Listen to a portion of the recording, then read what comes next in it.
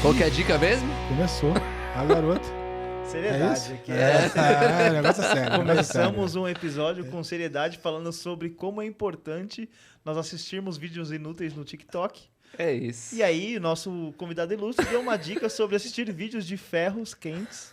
Caindo em coisas. Líquidos. Fluidos. Começamos bem. Começamos muito bem. E aí, galera produteira, estamos aqui em mais um encontro. Cara, que esse é o momento mais maravilhoso da minha semana. É o momento em que a gente senta para falar da coisa que eu mais amo. Falar de tecnologia, cara. Falar de tecnologia, empreendedorismo. Falar dos temas que, para mim, moram num pedacinho especial do meu coração. Caraca, profunda. Hoje temos uma pessoa de marketing aqui. O cara... Caraca. Resolvi caprichar, né, cara? 11º episódio do Produto Piloto. Uau! Da segunda Que rufem os temporada. tambores. Ah, garoto! A gente tá aqui com o Felipe Collins. Puta, cara, muito obrigado pela tua presença aqui. A gente tá muito animado com o episódio de hoje. Hoje a gente vai falar de growth, vamos falar de marketing, vamos falar de V6. Cara, a gente vai explorar esse assunto que está relacionado ao ecossistema startup. Vamos falar um pouco, ouvir um pouco da carreira do Felipe, que é muito legal. Mas antes, vamos falar aqui com os nossos colegas. Eu quero ouvir do meu amigo Rafael Mazaro. Caramba, Caraca. hein? O cara meteu Qual até é a Rafael. sua expectativa para o dia de hoje? A expectativa é sempre lá no teto, né, turma? Então, muito boa noite. Muito boa noite, porque hoje é uma noite de quarta-feira, certo, Zé? Mas o podcast, ele é o quê, Renan? Atemporal, né? Então, porra, mesmo que você não esteja numa noite, estamos aqui gravando em mais uma noite. Eu estou muito feliz em, mais uma vez, gravar aqui o Produto Piloto. Para mim, como o Zé falou, é sempre uma noite muito legal, porque não é nada muito preso, nada muito que a gente traz uma dinâmica amarrada para trazer essas ideias aqui. Então, é algo que me deixa muito feliz. Então, sem muitas delongas aqui, meu nome é Rafael Mazaro. No Instagram vocês me encontram como Mazaro Rafael. E no LinkedIn, Rafael Mazaro. Faz total sentido ser ao contrário, a pessoa de marketing depois vai um vir. easter egg, Realmente é um easter faz egg. muito sentido. Um easter egg. Você aperta 4562, aí você encontra ele, @tralha, é bem tranquilo. Este episódio ele é patrocinado pela Norden. Norden Squad as a Service. É na Norden. Isso, então, a melhor consultoria aqui do Brasil. Como é que o pessoal encontra a gente no Instagram? No Instagram vocês encontram o Produto Piloto, @Produto Piloto. E também, a Norden também está no Instagram, no LinkedIn também como Norden Group. Então sigam a Norden Squad as a Service, é com a Norden. Tudo bem, Zé? E o nosso grupo do Telegram, cara. Caramba, cara, a gente tá com muita Fala coisa. do nosso grupo do Telegram. Grupo no Telegram para vocês trazerem aí insights, cornetagens em relação aos nossos episódios, feedbacks, ideias sobre novos assuntos que vocês queiram que a gente aborde aqui no nosso dia a dia do Produto Piloto. E também nós temos o nosso TikTok que vamos reativar. Provavelmente neste episódio já estará reativado. Dancinhas do Zé, dancinhas do Renan. Será demais, cara. Fazemos o que for necessário. Bom demais. Renanzinho, nosso mini craque do Alok. O próprio. Cabelo tem que estar aqui, ó. Tem que estar em ordem. Garoto, Blindadão da Aurora. Suas expectativas. O nosso convidado aqui, onde eu vim me enfiar aqui. Não, mas prende aí, como que tava o seu fone? E você que está na câmera do outro lado, atenção para o meu fake coque samurai. Obrigado a todos os meus fãs, eu sei que vocês adoraram.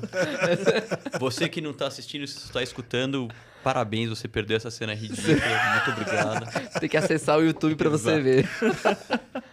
Botar um corte só com isso.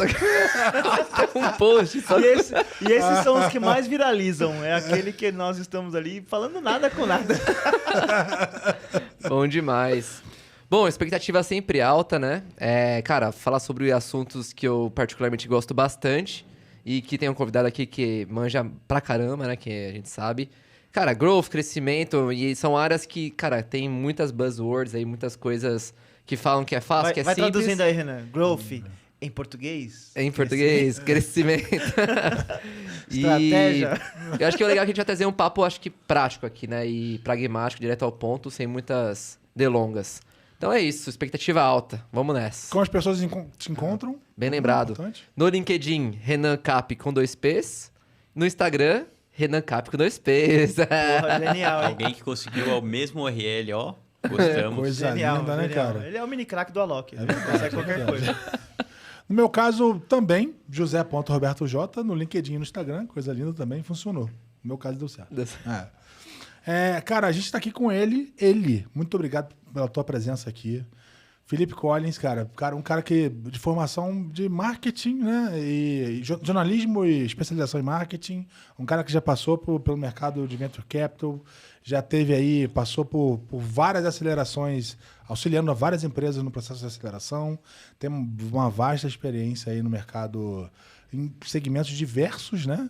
Passou pelo exame, hoje está na QA... K-Tech. Tech, ó.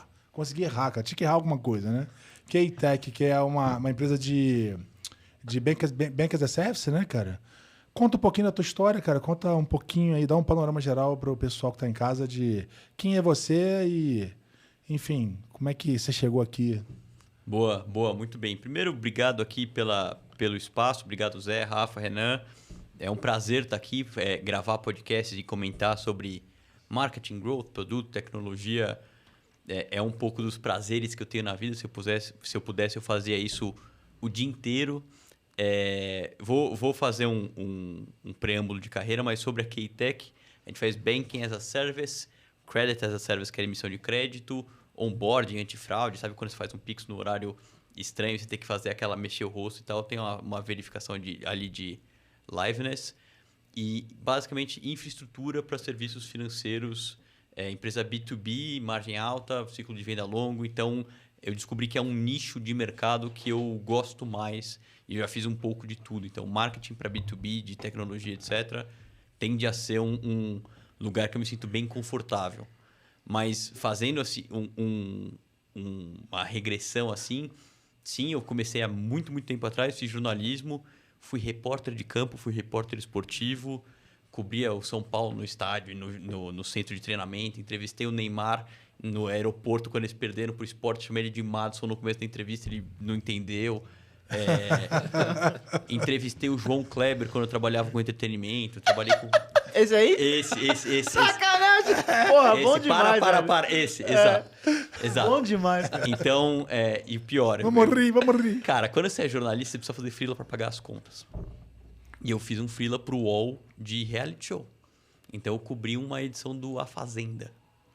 E eu ficava 12 horas por dia, fone de ouvido, uma televisão aqui, um ao vivo aqui e aqui a tela que eu escrevia. E eu fiquei vendo o João Kleber dentro, confinado, eu e ele, não no mesmo lugar, mas ambos confinados, por 90 dias, mais ou menos. Então, eu conhecia tudo da vida do cara. Conhecia ele de trás para frente, sabia tudo que ele fez, tudo que ele achava, não achava. Aí ele chegou no UOL para ser entrevistado. Ô, João, tudo bem? Como vai e tal? Ele olhou e falou assim, quem é você? Aí, ele nunca tinha me visto. Era muito estranho, porque você conhecia ele, mas... Exato. Então, já apresentei um programa de rádio na finada Bradesco Esportes FM. Agora dava para voltar, enfim, sobre esporte universitário, que foi o meu primeiro grande empreendimento. Jogos de faculdade, etc. Essa coisa de... Quando o Renan ia para fazer farra, eu ia para fazer os jogos, né? O Renan tava no saco do pai dele ainda. É verdade. 2010 até 2014, você deve ter uns 15 anos. Não, ele já tava montando squad por aí. Já tava. Não, brincadeira. É nada, você é novo, pô. Só dou meio de faroba. Eu só tô meio judiado, tá isso. É 34 pensei... com rostinho de 52, mas Faz sentido. Faz sentido. Aí Agora tudo encaixou pra mim. Pô, eu tenho a chave do meu carro, tá ali, 20º Juca, a gente já tá no Juca número 32. Difícil, aí não ajuda muito. Mas eu fiz um TCC na faculdade que era de esporte universitário, deu certo, era um site. E eu fui, abre aspas, o maior especialista de esporte universitário do país na época. E o pessoal da rádio me chamou. E eu falei, pô, vou criar uma agência e tal. A gente faz esse negócio e deu certo. Por 4 anos, com uma formação de equipe altamente multidisciplinar, 4 jornalistas, não façam isso. Mas aí você aprende que você tem que começar a se virar em outras coisas. E minha mãe é publicitária, trabalhou bastante tempo em agência, fui redator publicitário um tempo, e comecei a ir para marketing digital, quando eu fui encontrando uma veia legal em inbound marketing. Aí fiz pós na SPM depois, morei em Denver cuidando de marketing para... Como se fosse a instituição governamental que une VCs, aceleradoras e startups lá da região. Quase como faz um Sebrae for Startups ou uma AB Startups aqui. Foi aí que você se conectou, se encontrou com esse mercado. Eu já tinha empreendido e empreender quando você é moleque e você não tem muita formação de gestão nem de qualquer outra coisa que não seja o que você faz e não como você gera uma empresa, te dá casca, mas você erra muita coisa boba, né? Você erra muita coisa que você não precisava ter errado. Então, participar ajudando os outros um pouco foi super legal. E aí, um ponto importante aqui, quando eu fui fechar a agência, era 2013 para 2014, teve era ano de Copa do Mundo, então o dinheiro estava inteiro alocado em futebol profissional e não em outros esportes. E aí eu fui apresentar para um grande cliente um projeto que tinha foto, vídeo, cobertura ao vivo, redes sociais, Facebook, na época que o Facebook ainda era bom, para você ver assim, eu sou um pouco velho. E aí, pô, o que vai dar like, engajamento, não sei o que lá e tal, e o projeto estava super bonito.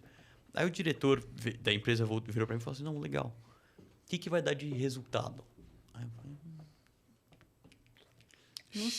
não sei. Perdi o cliente, fechou a agência. Do ano seguinte, não tinha fluxo de caixa para continuar. Não é gostoso, não é divertido. Fail fast, não sei o que lá, é ruim. Mas aí eu aprendi, falei, cara, ninguém vai saber mais de métrica de marketing do que eu, porque eu sofri na pele como é que é não saber. Eu fui enveredar para marketing também com essa de ter que saber os números na ponta da língua. E aí, quando eu voltei dos Estados Unidos, estava nessa agência de inbound, um cara que tinha sido meu professor na SPM, Pedro Weingärtner, me ligou e falou assim, você quer se ferrar o dobro e ganhar metade? Como assim? Baita proposta. Pô, legal. Pô, inegável. Só que quando a gente estava na aula, eu tinha olhado e falado assim, esse cara, ele dava de marketing digital. Eu quero trabalhar com esse cara quando eu crescer. Esse cara é muito bom, me inspiro muito nele, gosto muito do jeito que ele pensa que ele trabalha. E aí o retorno over aprendizado era muito alto, porque era para ser a primeira pessoa de marketing do time da então Aceleratec, hoje Ace, né? Ace Ventures. Eu fui funcionário número 7, e aí hoje a companhia deve ter uns 120, 130 funcionários, com margem de erro de 5 para mais ou para menos. E aí comecei como equipe de marketing, cruzava, cabeceava, fazia de evento a social, a post, tudo. Branding, tudo. E aí eu fui ganhando corpo, então ganhei um time, virei head de marketing, aí 2 anos depois virei CMO e sócio, fiquei como CMO, criei a marca a primeira marca, né? Já evoluíram muitas vezes depois. Da Ace Cortex, que é a consultoria de inovação deles e que faz inovação na prática e tudo mais. E eu gostava muito de ajudar as startups, fazia parte ali do dia a dia, ajudar elas com marketing, mentorar, ficava todo mundo ali mais ou menos no mesmo escritório. E eu estava muito a fim de migrar para o outro lado. Então, para o lado de ajudar as startups como full-time, não part-time, e virar... No começo era acelerador, porque a gente fazia os programas de aceleração. Só que quando a gente deixou de fazer aceleração, passou a só investir um pouco mais focado como VC, era como investidor mesmo, né? Como associate.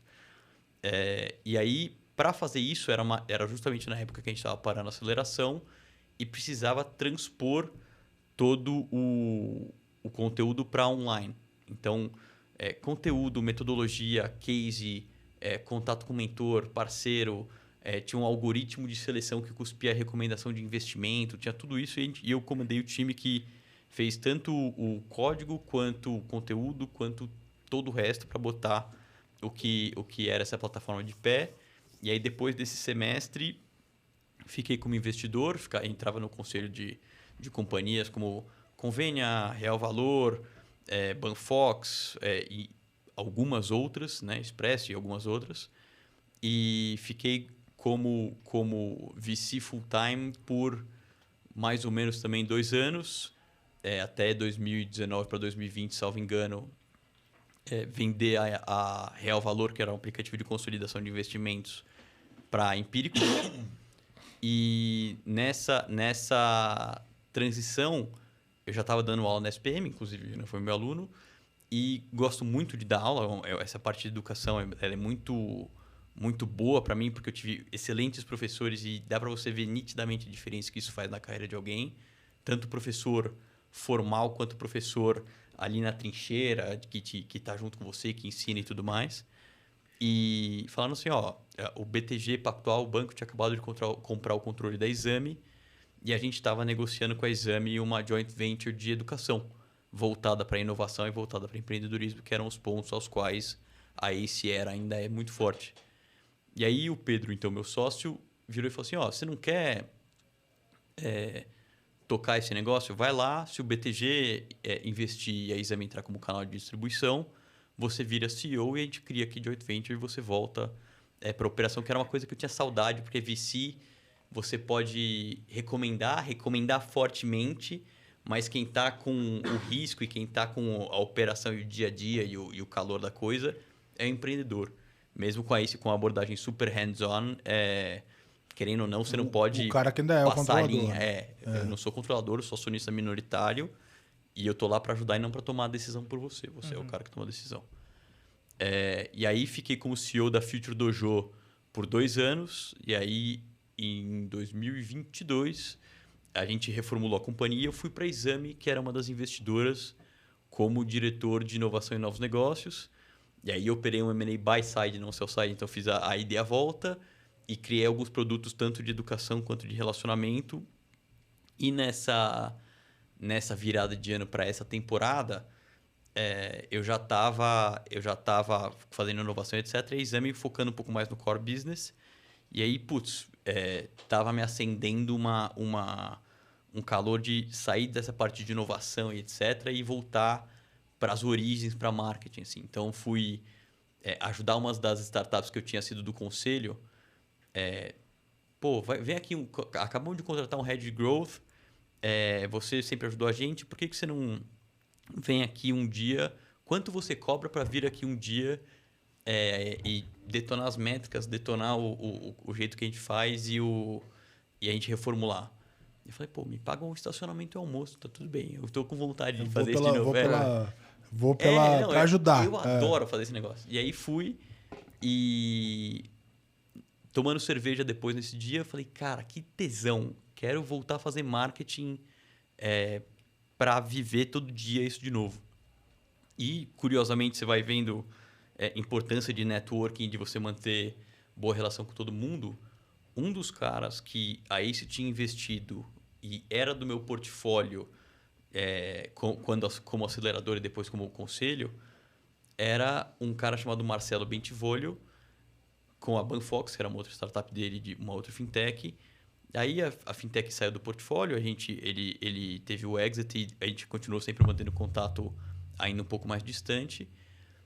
E ele falou, tem uma vaga aqui de head de marketing. Falei, o que precisa da vaga? Aí ele deu a descrição, falei, cara, essa descrição tá esquisita. Deixa eu ir aí, vamos tomar um café, que eu te ajudo a montar uma descrição um pouco mais apurada. E aí fui até o escritório, a gente fica ali na frente do Metrô Pinheiros. Era para passar 1 horinha conversando com ele, tomando café. Fiquei 4 horas conversando com ele, pegamos uma lousa, rabiscamos de cabo a rabo o que era o funil, como é que tinha que ser, o que era, o que não era. Aí acabou a conversa e falou, você não quer começar segunda-feira e fazer o negócio aqui? Eu falei, sim, vambora. Seu plano de 100 dias Bora, aqui, ó. bora. Tá na luz aí. Exato, Bora. vambora. E aí, tô super empolgado porque é uma coisa meio tempestade perfeita, assim, porque Scale Up recebeu 270 milhões do GIC 2021 e tem um produto muito bom, não tem churn, porque é super específico e traz muito valor para o usuário. Sempre gerou muita receita então lucra bastante ano a ano, tem boa margem. Sempre gerou muita receita por meio de indicação de parceiro, cliente, etc. E por causa do relacionamento da turma, que é super bem relacionado no mercado. Tem uma barreira de saída alta pra caramba também. Exato. Então você tem um cenário onde a companhia é super estruturada, o produto não é balde furado, só que não tinha quase nada de marketing. Então, assim, fazendo o básico, é cada enxadada de uma minhoca por algum tempo. Eu não preciso pensar na coisa mais mirabolante do mundo. Vamos consertar um funil, vamos fazer esse tipo de ativação, vamos orientar dessa forma o site, fazer essa campanha. E aí você tem já um espectro muito grande para crescer. Então, para você dar o salto aqui dados públicos de 2022, norte de 250 milhões de faturamento para 1 bi, você vai precisar de mais fôlego do que só a mesma maneira que você adquiria clientes, né? É aquela coisa que a gente fala de, fazendo aqui já primeiras recomendações de livros, etc., do crossing the chasm, de você começar a sair dos early adopters só da bolha e começar a ir para um ambiente um pouco mais massivo, né?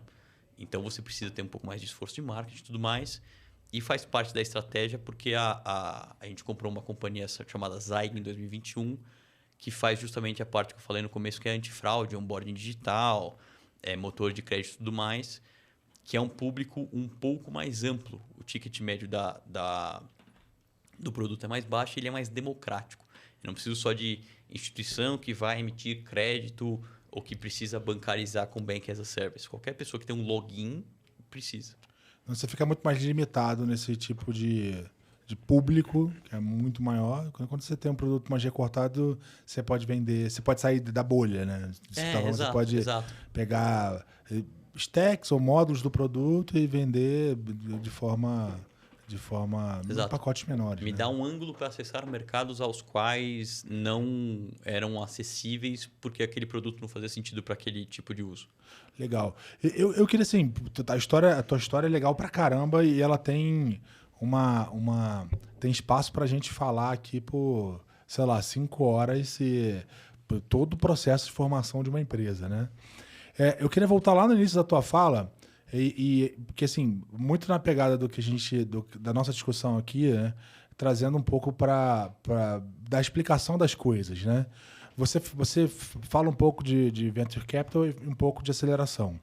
E aí, assim, tem aquele cara em casa que está acostumado com esse tipo de jargão, tem aquele que não está. Então, queria que você desse uma explicada para o cara qual é a diferença entre aceleradora e venture capital, essencialmente.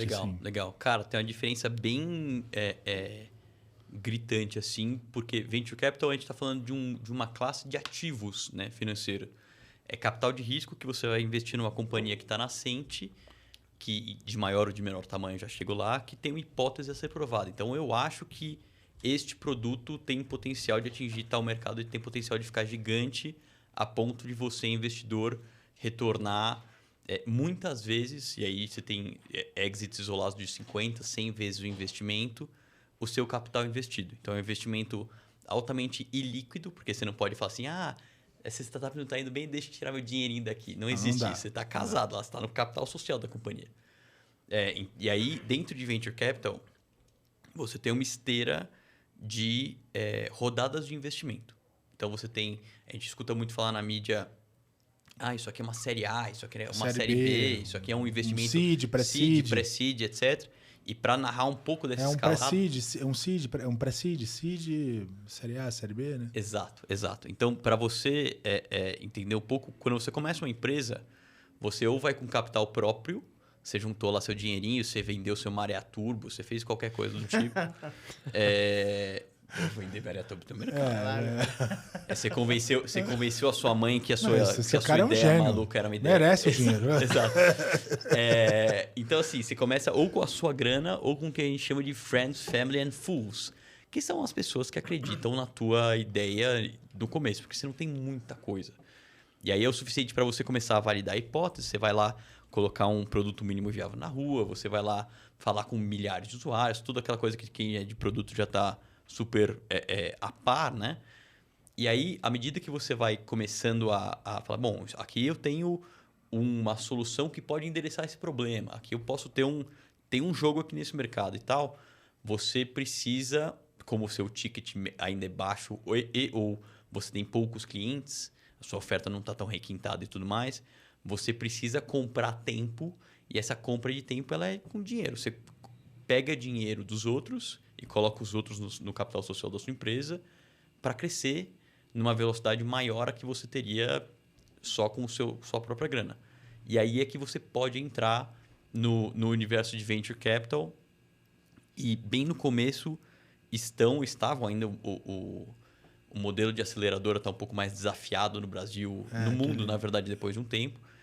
Então, foi um pouco desconstruído, assim. Exato, exato. A vinda dos VCs, né? Então, o mercado de aceleradora, lá em 2016, 2017, quando eu entrei na então Aceleratec, depois ACE, era um deal meio padrão a lá o Y Combinator, que é a maior referência disso nos Estados Unidos, que era o deal da ACE e dos outros players também era R$150 mil, mais um programa de aceleração, 3 meses, 6 meses, às vezes mais. Mentoria, estrutura. A gente botava bastante mão na massa para ajudar e tal. Conexão com cliente, com corporate, etc. Por 10% do cap table, do capital social. E aí você entrava na companhia assim, e era um bom deal lá em 2016, 2017. Só que à medida que começou a ter mais e mais recurso em venture capital, e o mercado até começou a amadurecer, então essas coisas mais básicas que a gente dava para as startups começou a perder valor percebido, a gente começou a ver companhias levantando 500 mil, levantando 1 milhão. Então, a gente começou a ver o estágio de seed, pré-seed, um pouco mais funded, assim. Então, agora, o pré-seed e seed tem N distinções que são adotadas. Para mim, é mais ou menos a mesma coisa. Pré-série A é quando você emite uma classe de ações. Você deixa de ser mútuo conversível ou qualquer outro contrato e você entra literalmente no capital social, não é uma dívida. Então, até a série A... Mútuo conversível, para quem não sabe, é um contrato de dívida convertido em ações em algum momento. E que, putz, raramente você vai te cobrar a dívida. Ele está apostando que ele vai converter. Sim. Então, você tem o SAFE, tem outros instrumentos e tal para você entrar. E aí, depois tem o SEED, tem a série A, que é quando você já começa a ter uma atração, você já começa a ter um time e usando o Reid Hoffman, que era do LinkedIn, ainda... ele fala que você começa com uma tribo e aí você vai evoluindo em número de pessoas até uma cidade, né? Em número de funcionários. Então, você ainda está sei lá, 10, 12, 20 funcionários. Você ainda está pequeno. Aí você levanta uma série A e você cresce. Então, aí você cresce, vai contratando um monte e tal. Uns 20, 10, 15 milhões ali. Exato. Mas, de novo, série A começou a variar muito também o ticket. Então, em 2021, a Keitech... levantou $50 milhões naquela que foi a maior série A de fintech na América Latina.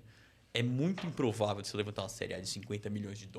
É uma coisa meio outlier. Assim. Geralmente era 10, 15 milhões de dólares nos Estados Unidos e às vezes até considerados reais há algum tempo atrás aqui no Brasil.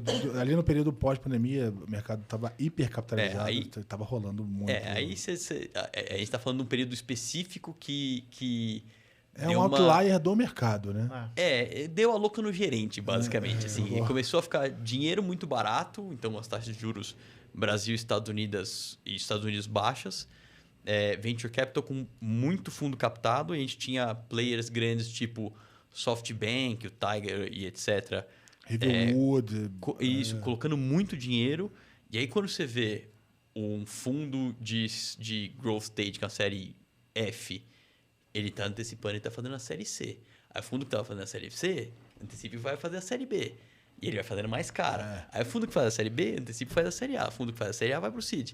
E aí toda a cadeia de venture capital começou a ser olhada com uma ótica mais de não posso perder esse deal. E aí os valuations, os múltiplos de valor, mediante receita, ou número de usuários ou qualquer outra métrica, começaram a ficar muito esticados. Só que a gente percebe que eles estão muito esticados agora. Na época era... vou pagar 50 vezes receita, esse cara é bonitinho, toma aqui meu dinheiro. Porque você tinha muito FOMO muito alto também, e dinheiro muito líquido no mercado. E aí agora que a gente está fazendo, teve um inverno, bem inverno agora, 22 foi um ano bem de todo mundo segurando dinheiro no bolso, ninguém botando dinheiro em nada, ou fazendo proposta muito baixa de M&A, de rodada, a gente viu um monte de down round. E agora, 23, a gente está fazendo uma regressão à média, assim. E com uma outra pegada. Eu acho que assim, vai até voltar, mas deve voltar com uma outra pegada, inclusive. Vou deixar o Rafa falar, que o Rafa já está com o dedo levantado aqui. Tá tranquilo. Cara, baita história, muito legal, parabéns. Eu quero explorar um lado aqui, dando alguns passos para trás em relação a growth, marketing e aquele cara que está começando uma startup, está começando a pensar em empreender, ou até alguém que queira entender como funciona o processo. Você falou sobre o processo FFF, que é aquela pessoa que Uhum. está ali buscando um investimento, o anjo de alguém que acredita na sua ideia ou acredita, inclusive, na pessoa. Aquela pessoa ela já teve algum track record Total. e faz sentido investir naquela pessoa. Então, você acaba trazendo um investimento na ideia ou na pessoa. E a partir do momento que você recebe aquele pequeno investimento, a gente sabe que aquela grana ela é curta para você fazer escolhas. Ou você faz uma escolha em produzir o produto, né? Que minimamente você tem que construir algo, ou você tem grana depois para poder pensar em vender aquele produto, né? Então a grana ela é super limitada.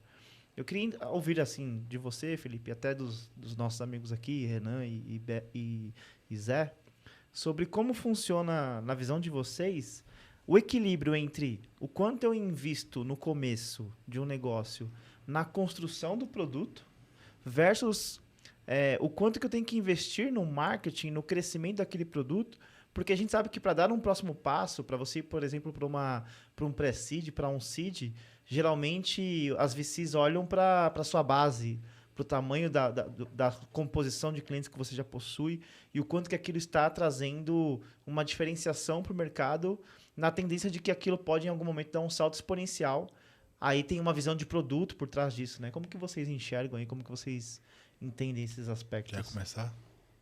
Eu tô falando bastante. Quer começar você, Renan? Eu posso, assim, se você deixar, de novo, eu falo a noite inteira. Ou, sei lá, dias para você que tá ouvindo, enfim. Mas se deixar, eu falo a noite inteira. Se vocês quiserem começar Não, aqui, vai eu vou lá, acrescentando. fica à vontade, vai lá. Essa é uma discussão bem relevante, não só no começo, tá? Que no começo o recurso é mais limitado, então ela é mais íngreme a decisão. Mas mesmo em growth stage, você fala, vou botar mais dinheiro lá ou cá.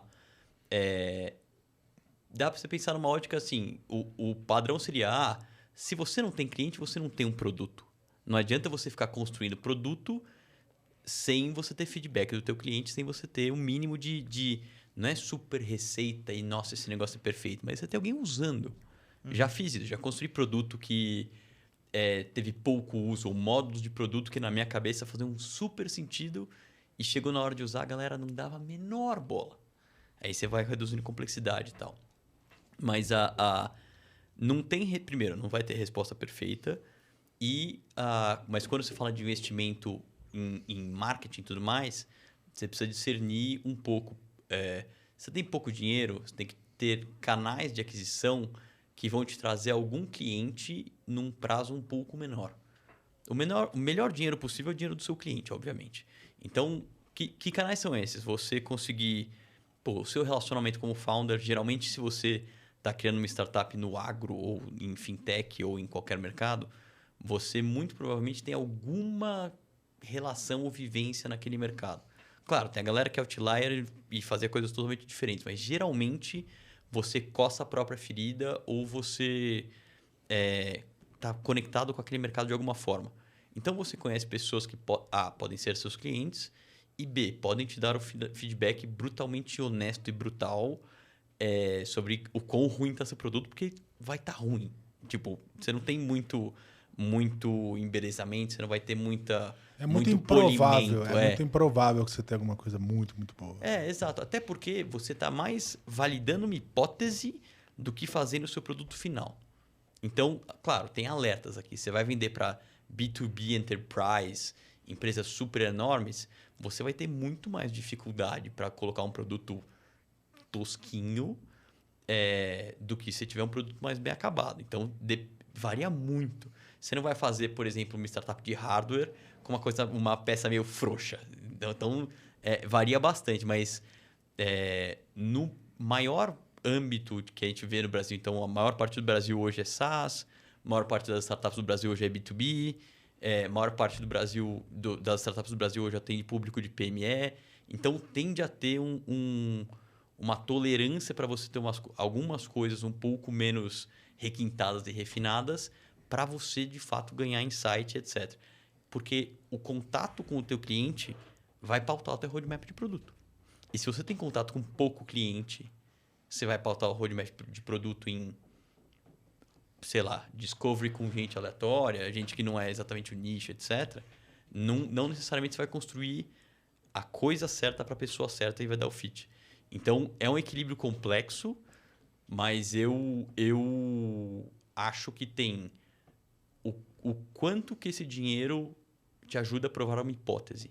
E a sua primeira hipótese nesse estágio, pré-seed, etc., vai ser: esse produto aqui, essa solução aqui resolve esse problema nesse mercado? Sim.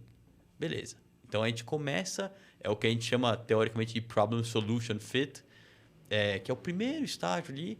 E aí você vai começar, depois você vai começar a captar grana de crescimento, aí você vai começar a testar canal, aí você vai começar a testar ou mídia, ou venda, cara, de venda porta a porta, a venda enterprise, a venda de SDR te ligando, mandando cold call, a mídia, a inbound com conteúdo, a qualquer outra coisa. Aí você vai começar a testar o canal, aí você vai começar a testar que tipo de mercado você endereça melhor e tal. Mas o começo, esse treco aqui que eu estou construindo, endereça a dor desse cara aqui, que eu acho que é o meu cliente ideal, ou de qual cara? E tem um aspecto aí nessa... Eu concordo, assim, com a questão de que não existe uma resposta perfeita, né? Mas eu acho que existem duas equações, assim. Vou pensar assim, em duas equações. A primeira equação é para aquele produto que é para aquele cara que ele não tem track record e que ele está ali numa fase em que ele está buscando realmente uma validação de algo que está muito menos tangível. Então, esse cara provavelmente ele vai precisar de menos dinheiro e ele vai precisar de mais investimento para conseguir tocar as pessoas ou o cliente, o pretenso cliente dele. Então, ele vai precisar de um investimento menor, de mais gás, mais hora bunda, né, Renan? Para fazer a coisa acontecer, fazer a coisa... para validar o produto em si, né? Inacabado ou não, obviamente com o mínimo de investimento possível. Então, eu acredito que tem esse lado da equação. Do outro lado da história, eu acho que tem uma outra perna possível, tá? E, como eu disse, não é uma resposta para ser literária ou algo assim, né? Tem aquele cara que tem track record. Tem track record, o cara já fez dinheiro uma vez, ele já fez 1, 2 saídas.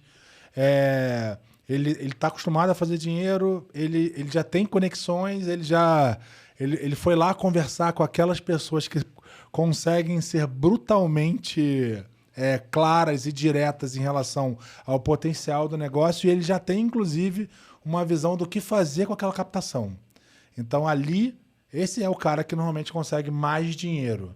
Então, para mim, o que define... E aí você vai ter muitas variações no meio, obviamente.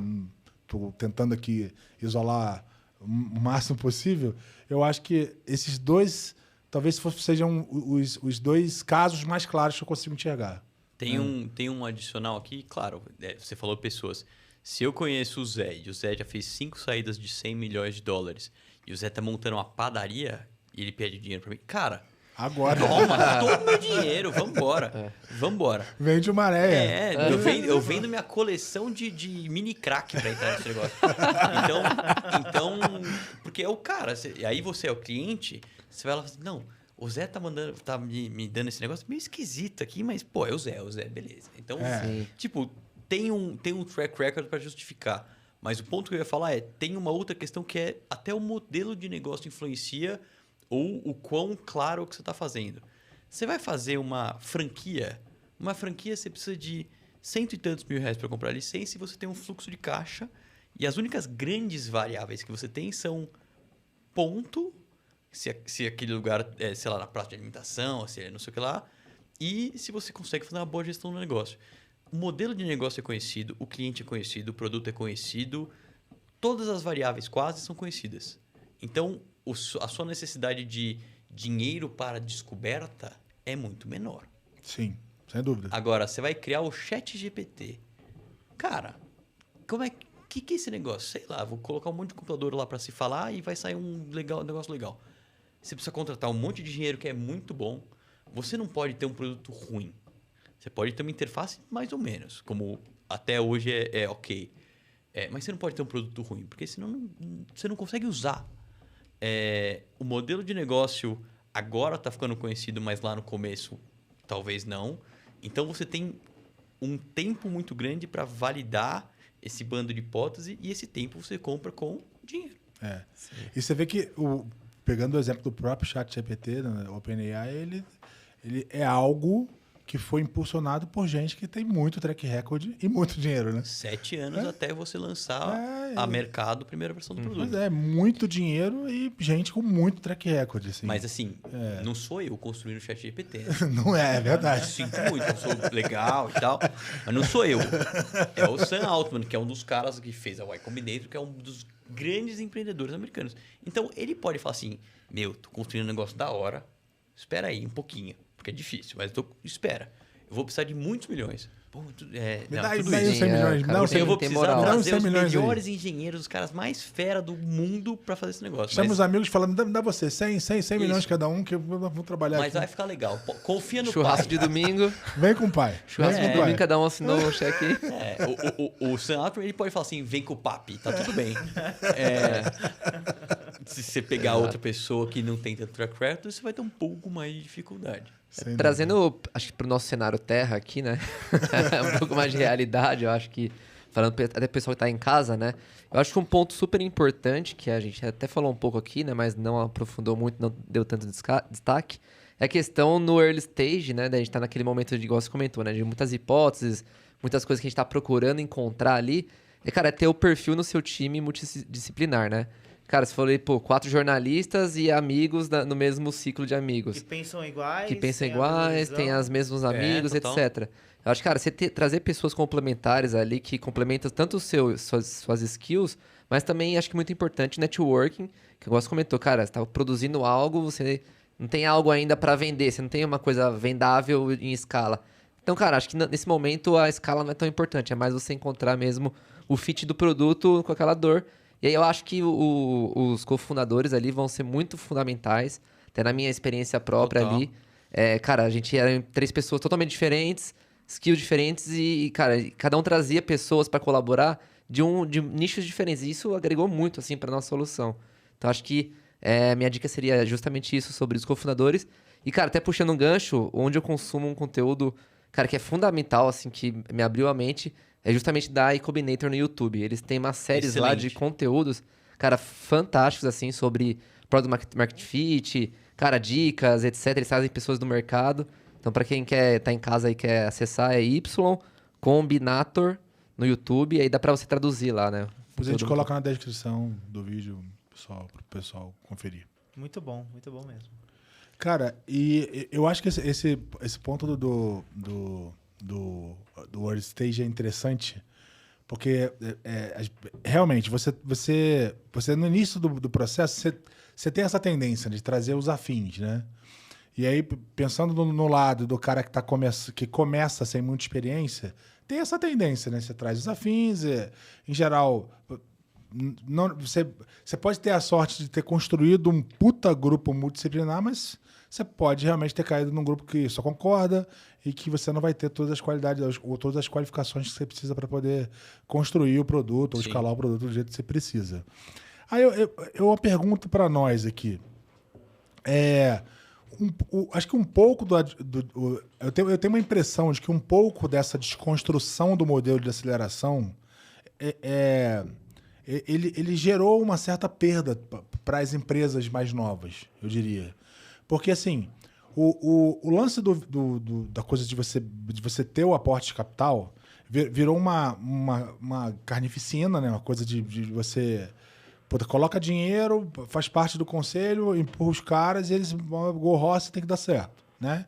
Então, você acredita que aqueles caras ali, com base naquela ideia, que você olhou pra cara dele, concordou com ele te fez uma boa venda, etc. Mas, enfim, com base em alguns parâmetros que não são exatamente uma ciência de foguete, você acreditou neles.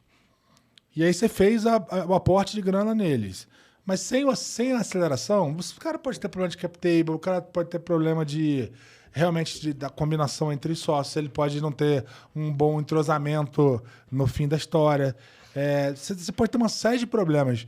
Quanto vocês acham que essa desconstrução do modelo de aceleração de uma certa forma depõe contra o ecossistema de startup hoje? Eu não sei se é do modelo de aceleração, mas eu acho que é de ter um agregador de pessoas que pensam em comum e têm as mesmas dores. Então, por exemplo, você vê hoje a Endeavor. A Endeavor não tem um modelo de aceleração per se, mas você tem lá o grupo de empreendedores Endeavor que é super sólido e super forte. Ou você tem aqueles empreendedores ex-PayPal, ou aqui no Brasil os ex-99, alguma coisa assim, que é meio que uma máfiazinha, falando no melhor termo da coisa, mas que está ali mais ou menos se ajudando e pensando parecido. Dando o relato presencial, assim, muito mais do que só a parte metodológica, porque assim, a parte metodológica hoje, o acesso à informação é muito mais fácil e você não tem mais assimetria de conhecimento. O Renan falou do Y Combinator, você tem na Ace, você tem uma série de outros conteúdos gratuitos que te mostram mais ou menos o que precisa ser feito. Agora, você está no mesmo lugar, e aí eu tô falando lugar presencial mesmo. Cara, a gente tinha um andar ali na Avenida Paulista que tinham 20 empresas, cada empresa com 5 caras, 3 caras, 4 caras, entre homens e mulheres e tal. Todo mundo maluco para conseguir cliente, todo mundo num estágio de produto muito similar que era começo e todo mundo se ajudando. Então, o cara numa startup de RH ajudava o cara da startup de eventos. Porque, pô, primo conhecia alguém que sei lá o que e dava feedback. Às vezes até consumir o produto. Né? Exato. O dev da startup de agro resolvia um problema do dev de fintech. E resolvia do tipo, olha na tela e fala assim, não, isso aqui tá assim, isso aqui tá assado, muda. Faltou um ponto e vírgula. Isso, você colocou uma barra a mais. É pior pesadelo de dev. Então você tem um ambiente... Quando alguém vendia contrato grande, tocava buzina. Todo mundo em cola, falando com o cliente, tocava buzina e a galera... Porque você tá todo mundo ali remando pro mesmo lado. E aí o negócio do cap table, você senta para tomar cerveja com o cara no bar, você faz não sei o que lá, e você vai pegando também o street smarts da coisa. Não é só a inteligência, é a esperteza, o jogo da rua ali, como é que faz, quem que é o cara bom, quem que é o cara ruim, como é que você faz, como é que você não faz. Então tem uma criação de network, e aí network não pelo você ser seu amigo para quando eu precisar te usar e para alguma coisa pedir um favor. É network tipo... Pô, troca, né? Empreender é super solitário. Você é o CEO, que na verdade CEO de early stage, você é muito mais um RPA, que é resolvedor de picas aleatórias do que qualquer coisa. Picas aleatórias. Deu pau na contabilidade, você que resolve. Deu pau no produto, no CS, no marketing, o texto do blog. Você faz tudo. Então, você tem ali um monte de empreendedor com um negócio desse tamanho, querendo criar um negócio gigante. E isso vai formando... As pessoas ficam amigas mesmo porque elas estão vivendo a mesma batalha e lutando a mesma luta. Então, eu fui almoçar outro dia com um diretor de uma empresa grande que foi comprar... Era uma startup que a gente tinha investido e foi comprado por essa empresa grande. Ele virou diretor e tal. E aí, o papo no almoço foi... Pô, você lembra de quando a gente dormia no escritório? E que você assinou o Smart Fit para não ter que voltar para casa e tomar banho porque ele morava longe? Então ele ia para Smart Fit, não ia para malhar, ele ia para tomar banho. Era Smart Fit da Paulista ali, ó, do escritório para coisa, ele tomava banho e dormia lá no sofazinho lá do escritório. Então esse tipo de vivência presencial, de você aprender e ser mentorado lateralmente, não é só o mentor do VC, não é só o mentor de Google Ads que o cara te trouxe para te ajustar. É o cara que está do seu lado ralando pra caramba e fazendo as coisas de um jeito X que você vai fazer, acho que dá para aprender esse negócio com esse cara. Então tem uma coisa de você... Dividir o mesmo problema, de admirar o cara. Juntas, enfim, é legal pra caramba. Então, é mais do que só a aceleração per se no... Óbvio, você tem um investidor experiente e o cara vai te falar, ó, não vai fazer investimento com corporate que vai pegar 50% porque você vai morrer. Ninguém vai te comprar depois.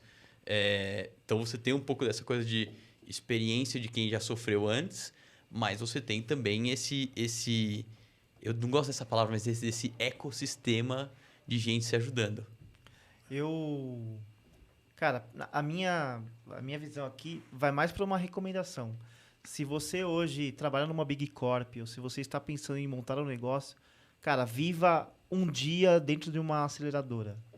Cara, é um negócio muito, muito legal, assim. Você vê aquilo acontecendo e você vai pro café para trocar uma ideia com alguém que tem um problema que quando você começa a entender, cara, porra, eu posso te ajudar, eu sei quem pode te ajudar.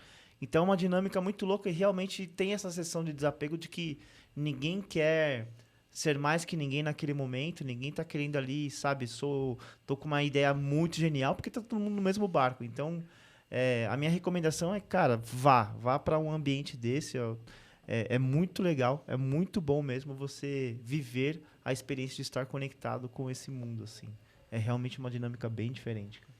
A gente viveu isso, né, Zé? A gente teve essas possibilidades também de... Até era diferente, obviamente, não era uma aceleradora ali no WeWork, mas tinham muitas empresas em estágios. É que a gente passou um de período no cowork, né? Já ajuda, cara. Já ajuda, já é um Não começo. é uma aceleradora. Não é uma aceleradora, mas tinham empresas numa escala... Tinha muita empresa. Você vê o ambiente, assim, acontecer de alguma maneira, né? Sim, você tem um monte de gente ali. E a gente era uma Big Corp na época, né? Para aprender a viver isso. Para aprender a viver isso, era uma espécie de posto avançado. Sim. E a gente acabava sendo um balcão de negócio, né? Porque todo mundo, de uma certa forma, ia ali para oferecer... Paquerar, para namorar, enfim, oferecer um pouco do que... Ou entender um pouco, mostrar pra gente um pouco de como poderia ajudar a gente, etc. Então tinha ali uma... É um começo, assim, você falar com o empreendedor, você ver o que está acontecendo, você ver como é que ele faz as coisas. Eu lembro que quando a gente estava na consultoria de inovação, no Ace Cortex, tinha um dos produtos que a gente tocava, que a gente pegava pessoas da grande corporação e trazia para viver esse empreendedor. Eles precisavam, de fato, montar um negócio como se fosse empreendedor de startup. E é engraçado porque quem está acostumado com a cultura de corporação fala assim, nossa, não tem processo para isso? Eu não preciso aprovar com ninguém? Não tem 8 camadas me olhando e vendo o que eu estou fazendo? É muito louco. Assim, não, cara, é você ter um notebook e saliva para convencer as pessoas que aquele negócio é legal. Quero trocar da AWS pro Google. Como que eu faço? Com o que eu falo? Não, cara, aperta o botão lá, toca, transfere e vida que segue. Quero fazer campanha de Google AdWords. Que agência que eu faço para fazer o Creative? Se chama agência duas madrugadas de sono. Agora, seguindo aqui a caravana, a gente está falando aqui de um estágio, né? Que dá para dizer que a gente já passou aqui um tempo discutindo o early stage, né? De certa forma, né? Como capta dinheiro, como começa, combina as pessoas, etc. Um pouco de cada coisa aqui num aspecto geral. Saindo do early stage, o que você entende que é o próximo desafio da história? Assim? Qual é a próxima barreira ali? Tem um VC que eu gosto muito, que é a Astela, que eles são super metódicos nisso. Um amigo meu, Guilherme Lima, trabalha lá. E eles falam, o Brian Balfour fala que é o cara do Reforge, que é a super referência, o Andrew Chan. E aí a próxima batalha é você encontrar um canal de distribuição. Assim, eu consigo... Esse produto soluciona esse mercado e eu consigo vender desse jeito. Aí, beleza. Aí, a hora que você começa a achar como que você encontra esse canal de distribuição, que ele tem que ser repetível, ele tem que te dar um custo de aquisição menor comparativo com o retorno que o cara vai te dar, um payback rápido. Então, ele tem que funcionar, basicamente. Aí, você começa a escalar em número de pessoas, você precisa começar a colocar mais gente para dentro para vender, mais gente para dentro para fazer o produto, porque a expectativa está ficando mais alta. Então, aí... Começou a sair, né? Isso, você começa a validar uma outra parte do teu negócio, que eu tenho esse trem aqui, esse trem cresce. Como que cresce? Para quem cresce? De que jeito que cresce? E aí você vai achar a sua persona ideal no duro, o seu nicho ideal. Aí você vai começar a achar as premissas de canal. E é interessante que se você mudar uma das premissas, você muda tudo. Então, tem um framework lá do Reforge, que é o Product, Market, Channel e Model Fit. Então, produto, canal, modelo e mercado. Se você mudar o mercado, você está mudando quem compra. Se está mudando quem compra, sua forma de vender é diferente, seu produto é diferente, talvez seu modelo seja diferente. Se você mudar o seu canal você vai atingir pessoas diferentes. Então, você vai ter que talvez mudar o preço, mudar o produto, mudar... As coisas estão muito correlacionadas. Então você mudou você precisa revalidar todas as outras. Claro, você já tem um pouco mais de porte para fazer essa mudança com o seu trem principal andando, você vai criando outro produto, ou você vai pivotando um pouco o teu produto inicial. Mas é uma briga muito mais de escala e de você tentar achar o canal certo do que de validar uma coisinha lá no começo. E você tem muita empresa que você descobre que faz uma coisa totalmente diferente quando você começa a escalar. E fala, esse é o nicho legal, beleza. É assim que funciona esse mercado, eu vou mudar o meu modelo. Não vou ser assinatura, eu vou pegar take rate. Beleza. Porque às vezes você imagina uma coisa, mas pega outra, né? Exato. O cara compra de um jeito, ou ele te interpreta de um jeito que você não imaginava, né? Exato. Então, já aconteceu como empreendedor da gente decidir se a gente ia fazer B2B ou B2C na Future Dojo. A gente falou B2B, ou você precisava de muito título, que é muito curso, ou você precisa ser altamente customizado. E aí, altamente customizado é projeto para uma empresa que não é escalável. E a gente tinha esse modelo de imersões B2C que funcionava. E falou, putz, se eu for para B2B, ou eu vou deixar o time alocado numa empresa, ou eu vou precisar ficar fazendo muito curso pequeno, que você tem o custo de produção na cabeça e demora para fazer tudo e é caro comparativamente. E se eu fizer meu modelo de imersão, eu consigo, meu fluxo de caixa fica mais equilibrado, eu descobri que eu consigo trazer cliente. Vamos fazer uma imersão mais legal, cobrar mais caro e trazer mais gente legal? Então, a gente pivotou o produto de ser B2B para ser um B2C com um pouco mais de qualidade, não ser aquele curso gravado de R$200, mas ser uma imersão de 3 mil, ser uma imersão de mais. E parece uma coisa óbvia, mas é um dilema que às vezes você supera a fase de definição de canal e você ainda vive com ele durante muito tempo. Você nunca supera a fase de definição de canal. Você só acha que você conseguiu. É verdade, né, cara? Você fica nisso, você fica nessa dinâmica eternamente discutindo isso. Né? E às vezes o produto já está escalado, você já tem uma base enorme e você está lá discutindo, cara, como é que eu dou o próximo passo. A discussão né? muda de nome. Vamos colocar dinheiro na televisão? Vamos colocar a TV aberta? Às vezes, pelo tamanho da empresa e você precisa de um esforço de branding, tal, você precisa colocar dinheiro em televisão. Você vai precisar colocar dinheiro em rádio. Você vai precisar fazer out of home. São canais que você vai ser acessório. Você vai precisar estar em todos os eventos. Então, seu budget de marketing vai para outro lugar. Ou tem tamanho que você fala assim, não, eu sempre vendi self-service. Só que eu quero vender ticket maior e self-service não vende ticket maior. Às vezes pode vender, tá? Tô sendo exemplificando. Sim. Mas então eu vou precisar colocar vendedor. Então você vai precisar mudar a sua estratégia de canal para colocar vendedor, porque este seu produto tem um ticket maior, ou ele é venda consultiva, ou enfim. Então é uma briga que você evolui, você não fica brigando sempre na mesma coisa. São perguntas diferentes, mas a grande questão fundamental de como é que eu trago mais dinheiro para dentro de casa, ela nunca vai embora. Não, é verdade. No mercado de software isso é um tema mesmo, porque se você é low touch, você traz menos dinheiro. Porque no fim das contas, o ticket é menor. Porque para ser low touch tem que ser algo mais simples. É algo que o cara consiga fazer sozinho. É algo que o cara consegue fazer sozinho, em geral, não atende ao público B2B e o público B2B é o que paga mais. Às vezes ele até atende o público B2B, mas provavelmente PME. Que tem um ticket menor, tem um gráfico. M, talvez. Tem um gráfico que é muito legal, que é de como que você atinge 100 milhões de dólares de receita. E é um gráfico que tem o eixo X aqui, o eixo X é o vertical, né? Enfim, você que está vendo na câmera, finge que eu acertei. O eixo X aqui, ele fala em ticket médio e o eixo Y fala em número de clientes. Para você atingir 100 milhões de dólares, você pode precisar de A, um cliente de 100 milhões de dólares, B, que é o elefante, é um cliente. Cara, para você conseguir um cliente de 100 milhões de dólares, você precisa levar para jantar, você precisa levar para Roland Garros, você precisa levar para... Você tem um cerimonial ali, porque é um contrato muito grande, às vezes é licitação. Então, é uma estratégia de aquisição, beleza. Ou você pode ter 10 clientes de 10 milhões de ticket.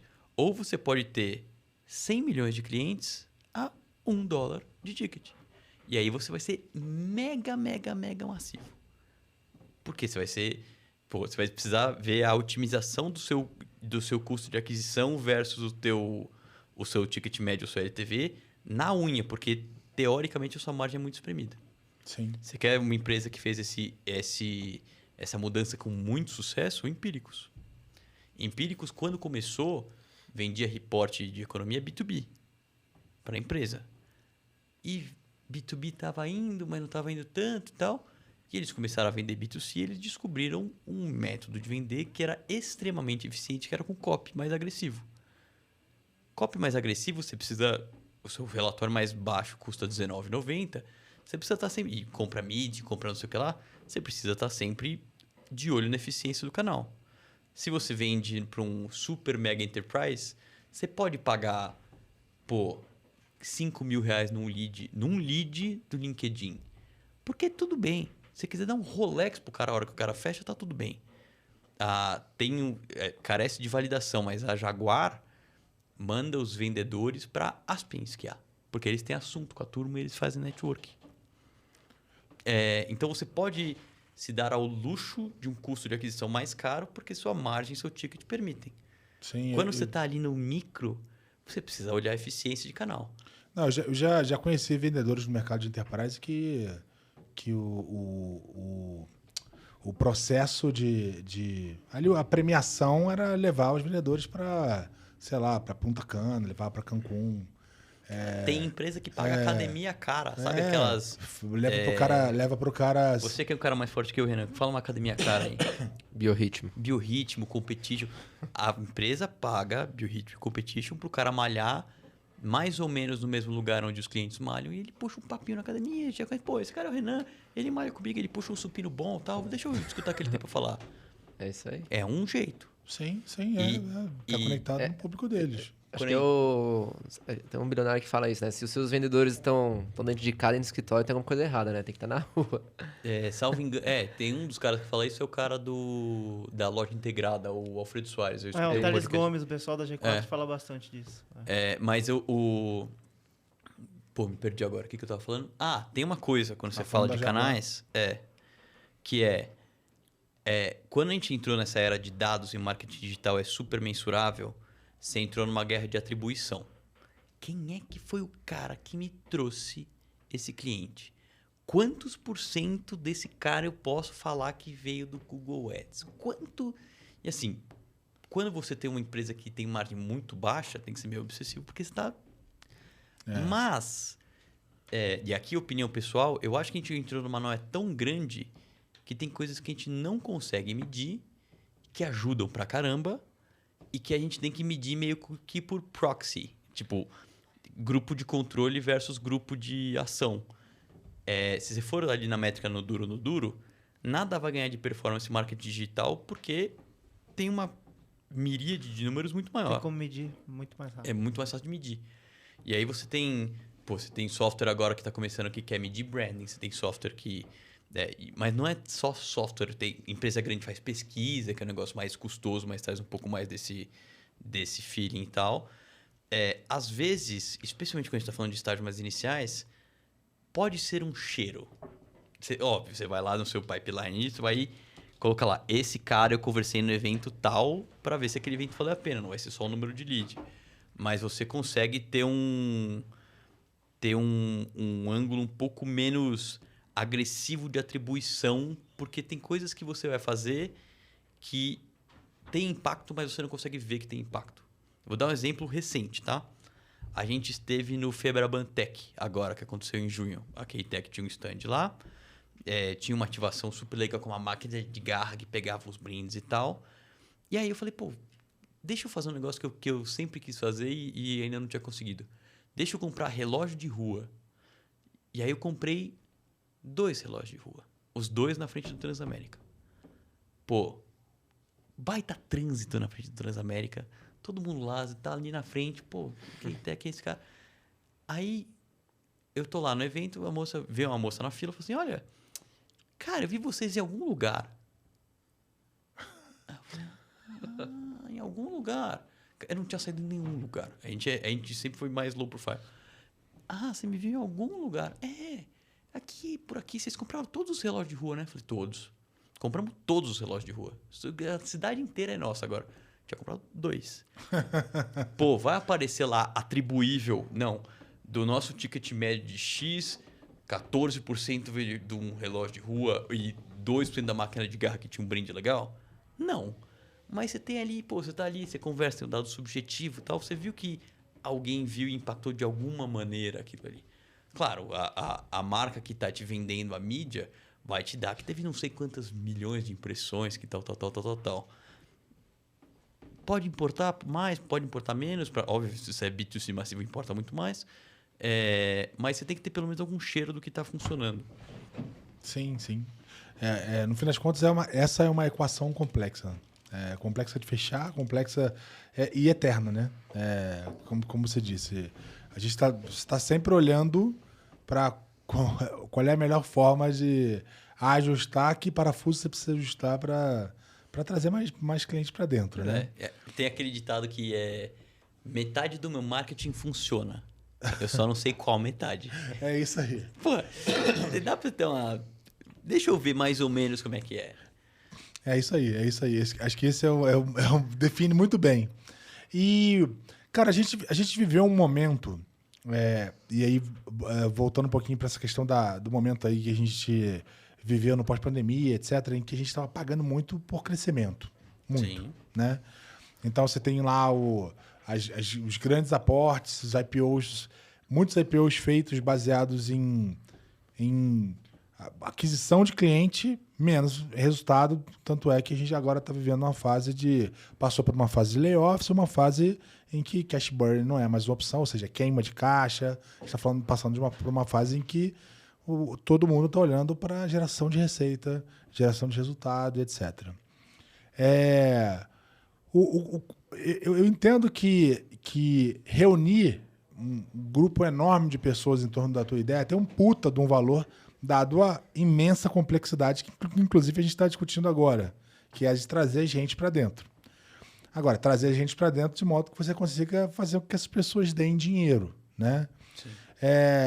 E a gente sempre falou aqui sobre uma engrenagem, as duas engrenagens, né? Que é uma do crescimento e outra do resultado, né? E que uma hora você precisa fazer com que as duas encaixem, né? Como é que você enxerga que essa dinâmica que a gente vinha vivendo de pagar por crescimento, né? Pega aí o Nubank, agora tá gerando resultado, né? Mas até pouco tempo não gerava. Você pega o próprio PicPay, uma base de quase 100 milhões de clientes, né? Que agora está buscando uma fusão ali com o original, que já era da própria JBS. Tentou um IPO frustrado no ano passado, um IPO frustrado, recebeu mais um aporte da própria JBS. Como é que você vê esses aportes milionários, bilionários às vezes, em bases gigantescas ou baseados nessa massa de clientes gigante? Legal.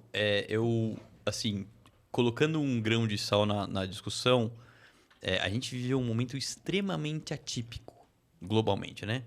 Pandemia. A gente não sabe viver em pandemia. A última pandemia que teve foi, sei lá... Putz, eu de fato não sei, 1800 qualquer coisa, a peste negra, qualquer coisa assim, 200 anos. Então assim, a gente viveu um momento pandêmico onde, óbvio, toda a parte sanitária da coisa é uma coisa, mas a parte de negócios também abalou brutalmente. Como você contrata, como você demite, o que você faz com o seu negócio. Teve negócio que a gente viu de perto, faturava 7 dígitos mês, vai para 0. O que você faz com o seu negócio? E teve negócio que foi absolutamente contracíclico, e startup, por ser de tecnologia, muitas vezes tem essa tendência, porque ela escala um pouco melhor, que viu na pandemia, começou a estourar, começou a vir muito cliente, começou a falar assim, nossa, existe uma demanda aqui, o Zoom é um grande exemplo para ser... E aliás foi genial, né? Pouca gente usava, de repente todo mundo teve que usar, o cara tinha o melhor produto ali e cresceu um monte. E foi super capaz de se adaptar, inclusive. Exato. De colocar rede também, de né? colocar features novas, evoluir pra caramba. Então surfou um crescimento. Agora, soube nos últimos semestres, apanhou um pouquinho, mas teve uma escala contracíclica. Quem não apanhou, né? Pois é. E tem um outro fenômeno que o dinheiro estava muito barato no mercado. Tanto dinheiro macro, então taxa de juros no Brasil baixa, taxa de juros nos Estados Unidos baixa, global, né? E aí você tem... Quando a taxa de juros está baixa, o investidor mais qualificado e que tem mais dinheiro para investir, ele busca maneiras de diversificar, que pagam mais, mas tem um risco maior. E a classe de ativo do Venture Capital se encaixa ali. Você tem menos liquidez, você tem uma série de restrições ali, mas você, se as coisas dão certo, você tem um retorno maior sobre, sei lá, colocar na poupança, colocar no mercado financeiro, porque as ações também não estavam ali um pouco instáveis, né? Então começou a ter muito dinheiro em VC. E aí você tem alguns fundos que lideravam com rodadas super agressivas, que isso sinaliza para o mercado. O Venture Capital é um mercado que tem muito sinal. Pô, se esse cara está colocando muita grana, eu que sou investidor menor, preciso colocar grana para alimentar o investidor maior. Porque ele compra o cara que está mais pronto naquele estágio, então o cara que está no meu estágio, que é menor, precisa crescer mais rápido a ponto desse cara ir lá e comprar. E aí a janela de liquidez, então a gente está falando M&A, fusão e aquisição e IPO, também estava muito favorável. Então a gente teve 2021, 20. Eu participei de 3, cara. A gente teve Durante a pandemia eu participei de 3. A gente teve meia dúzia, uma dúzia de empresa tech que abriu capital. E isso sinaliza para o mercado. Fala assim, opa, cenário tech tá bombando aqui, deixa eu colocar mais dinheiro que a coisa tá vingando. Só que aí o dinheiro começa a ficar mais caro. O investidor lá fora começa... É um efeito cascata, né? Começa a ficar um pouco mais preocupado. Você aqui também achou que estava crescendo um monte, como estava crescendo um monte, e de repente sua curva de crescimento dá uma bambeada, dá uma parada. E aí você tem aquela conjuntura de fatores que tem menos gente colocando dinheiro, a sua margem está menor, você está queimando mais porque você contratou muito prevendo um crescimento acelerado. Então você aumentou o seu custo fixo. E esse crescimento acelerado não veio na mesma medida que você queria. E aí você fala assim, nossa, agora eu tenho 150 pessoas e abri mais 3 linhas de produto quando minha receita não estava tão grande, porque eu tinha captado num valuation de 20 vezes receita e estava engatilhado aqui para captar daqui a 1 ano e meio também esse múltiplo um pouco mais. E aí o cara da sua próxima captação fala assim, não vai captar dinheiro comigo. Agora, para você captar dinheiro comigo nesse valor que você quer, você precisa estar faturando ou 10 vezes mais, ou eu vou colocar muito menos grana, ou num valuation menor e tal. E aí os caras falam, peraí.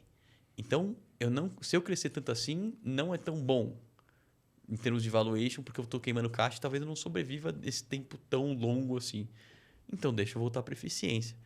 E aí, a hora que você vê layoff, claro, teve muita empresa que estava ruim e teve muita empresa que, de novo, é um jogo de sinalização, né? Você precisa dar um sinal pro mercado. Você dá um sinal pro mercado e fala assim, opa, tá todo mundo buscando eficiência aqui, o que eu posso fazer para cortar? E aí você vai cortar produtos que não estão mais ligados à core, você vai cortar... Então, a área de inovação sofre muito com isso, às vezes, em empresas menos maduras, que é assim, o que eu preciso cortar? Corta os caras que não estão dando dinheiro agora. Accountability. Exato. A gente fala muito sobre isso, né? Falamos bastante sobre isso. Por vezes você precisa fazer isso para fazer o negócio sobreviver e por vezes, enfim, a decisão se mostra acertada ou errada depois. Mas acontece, né? Você vai cortar gente de produto acessório, você vai cortar funções que num mercado mais líquido elas são ótimas, mas num mercado mais retraído você vê que, putz, dá para cortar. Então, você vê dentro de produto, por exemplo... Teve muitos produtos que a linha inteira foi descontinuada. Você teve muitas áreas que sofreram, sei lá, agilista. Agilista sofreu. Em massa. Sofreu. Em massa. Porque quando você está crescendo, precisa de alguém para organizar o crescimento. Beleza. E eu sou professor de métodos ágeis, eu gosto, tá? Não, sem julgamento de valor contra tá retraindo um pouco, cara, o que eu posso cortar? Eu posso cortar o cara que não está diretamente entregando, ele só está organizando. Corta. Facebook ou as grandes cortaram um middle manager, que é alguém que manda em alguém e é mandado por alguém. Ele não está nem entregando e nem decidindo, ele só está fazendo a ponte. Peraí, isso aqui é um sinal. Então, você tem esse movimento, e aí quando o VC tem menos dinheiro ou está todo mundo com medo, porque ninguém sabia o preço das coisas, que o momento essa água que estava tão maluco o mercado que ela custava R$1.000 e agora ela não custa 2 e ninguém queria marcar o preço. Ninguém queria falar assim, essa garrafa de água aqui, ela custa, na verdade, R$7,50 porque ela tem 750 ml e o preço é proporcional à quantidade de ml. Ninguém queria E citar tem o mais preço. um aspecto aí que quando você fala de uma inflação alta, por exemplo, uma renda fixa, ela traz um bom retorno. Exato, E aí você também exato. segura. Né? Pô, então, assim, se as coisas dão muito certo, pelo menos da última vez que eu chequei no Venture Capital, se as coisas dão muito certo, você faz 40% ao ano. Muito certo, mas é muito outliers. Quem faz isso é o Sequoia. Se as coisas dão certo, você vai fazer 25, 30 vezes, porque... Ah, não, porque você teve o Nubank que deu 1 milhão de vezes o valor investido. Legal. Mas você teve o monte de empresa daquele fundo que morreu, deu 0. Então, a pirâmide de Venture Capital, e de novo, não é pirâmide financeira, é só pirâmide de retorno. Tem um ela equilíbrio, né? Tem um cara que vai dar 100 vezes o valor investido, tem 10 caras que... 5% que vai dar de 20 a 50 vezes. Eu estou sendo impreciso nos números porque eu não Sim, lembro sim, exatamente, tá? Aí vai ter metade que vai morrer ou vender por uma vez. Então você precisa que esses outliers paguem o fundo. Essa é a lógica de investidor. Eu preciso investir numa empresa que tem potencial de pagar todo o fundo. É isso aí. E aí, quando você tem um fundo de 200 milhões, é uma coisa. E Quando você tem um fundo de 2 bi, é outra coisa. E tava acontecendo um mau costume, né? Eu tava até comentando... Eu tava batendo um papo com um conhecido esses dias, né? Ele tava falando que ele é investidor de um fundo relacionado a um VC, e ele falou que um M&A, né, uma venda, pagou toda a carteira. Exato. Porque assim, isso estava acontecendo pra caramba, né? Uma venda pagou toda a carteira, agora o que vier é lucro, né? Exato. Então, isso é um mau costume, porque isso não é a lógica da distribuição da coisa, porque ela nem foi construída para isso. É por isso que a lógica de investidor VC é um jogo de números, é matemática. Você precisa investir no número X de empresas para ter um retorno que vai te trazer, na média daquele veículo de investimento, tantos por cento. E aí esse retorno, pô, às vezes é de 20 vezes. Às vezes, pô, se o retorno é de 20 vezes e a renda fixa tá 14, zero risco, total liquidez, Porra. pô, Faz sentido. peraí. É. Quer dizer que daqui a 7 anos, no mínimo, eu vou recuperar 20% ao ano, se as coisas derem certo, porque tem um monte de empresa que pode falir, tem fundo que não retorna nada, porque é alto risco. Ou eu posso botar aqui no meu CDB do Banco XPTO, ou Tenho garantido. qualquer coisa, que eu aperto 3 botões e o negócio tá na minha conta. Fica uma decisão mais difícil para o mercado de VC. Então, você vai só para os caras que acreditam mesmo. Ou para uma tese de investimento um pouco diferente, menos só crescimento, mais fundamentalista. Porque aí, quando você começa a marcar o preço,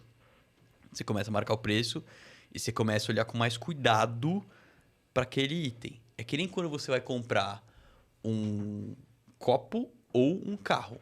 Você vai comprar um copo, o que você quer? Tá furado? Não. É de quê? Acrílico ou vidro? Beleza. É bonito? Parece bonito.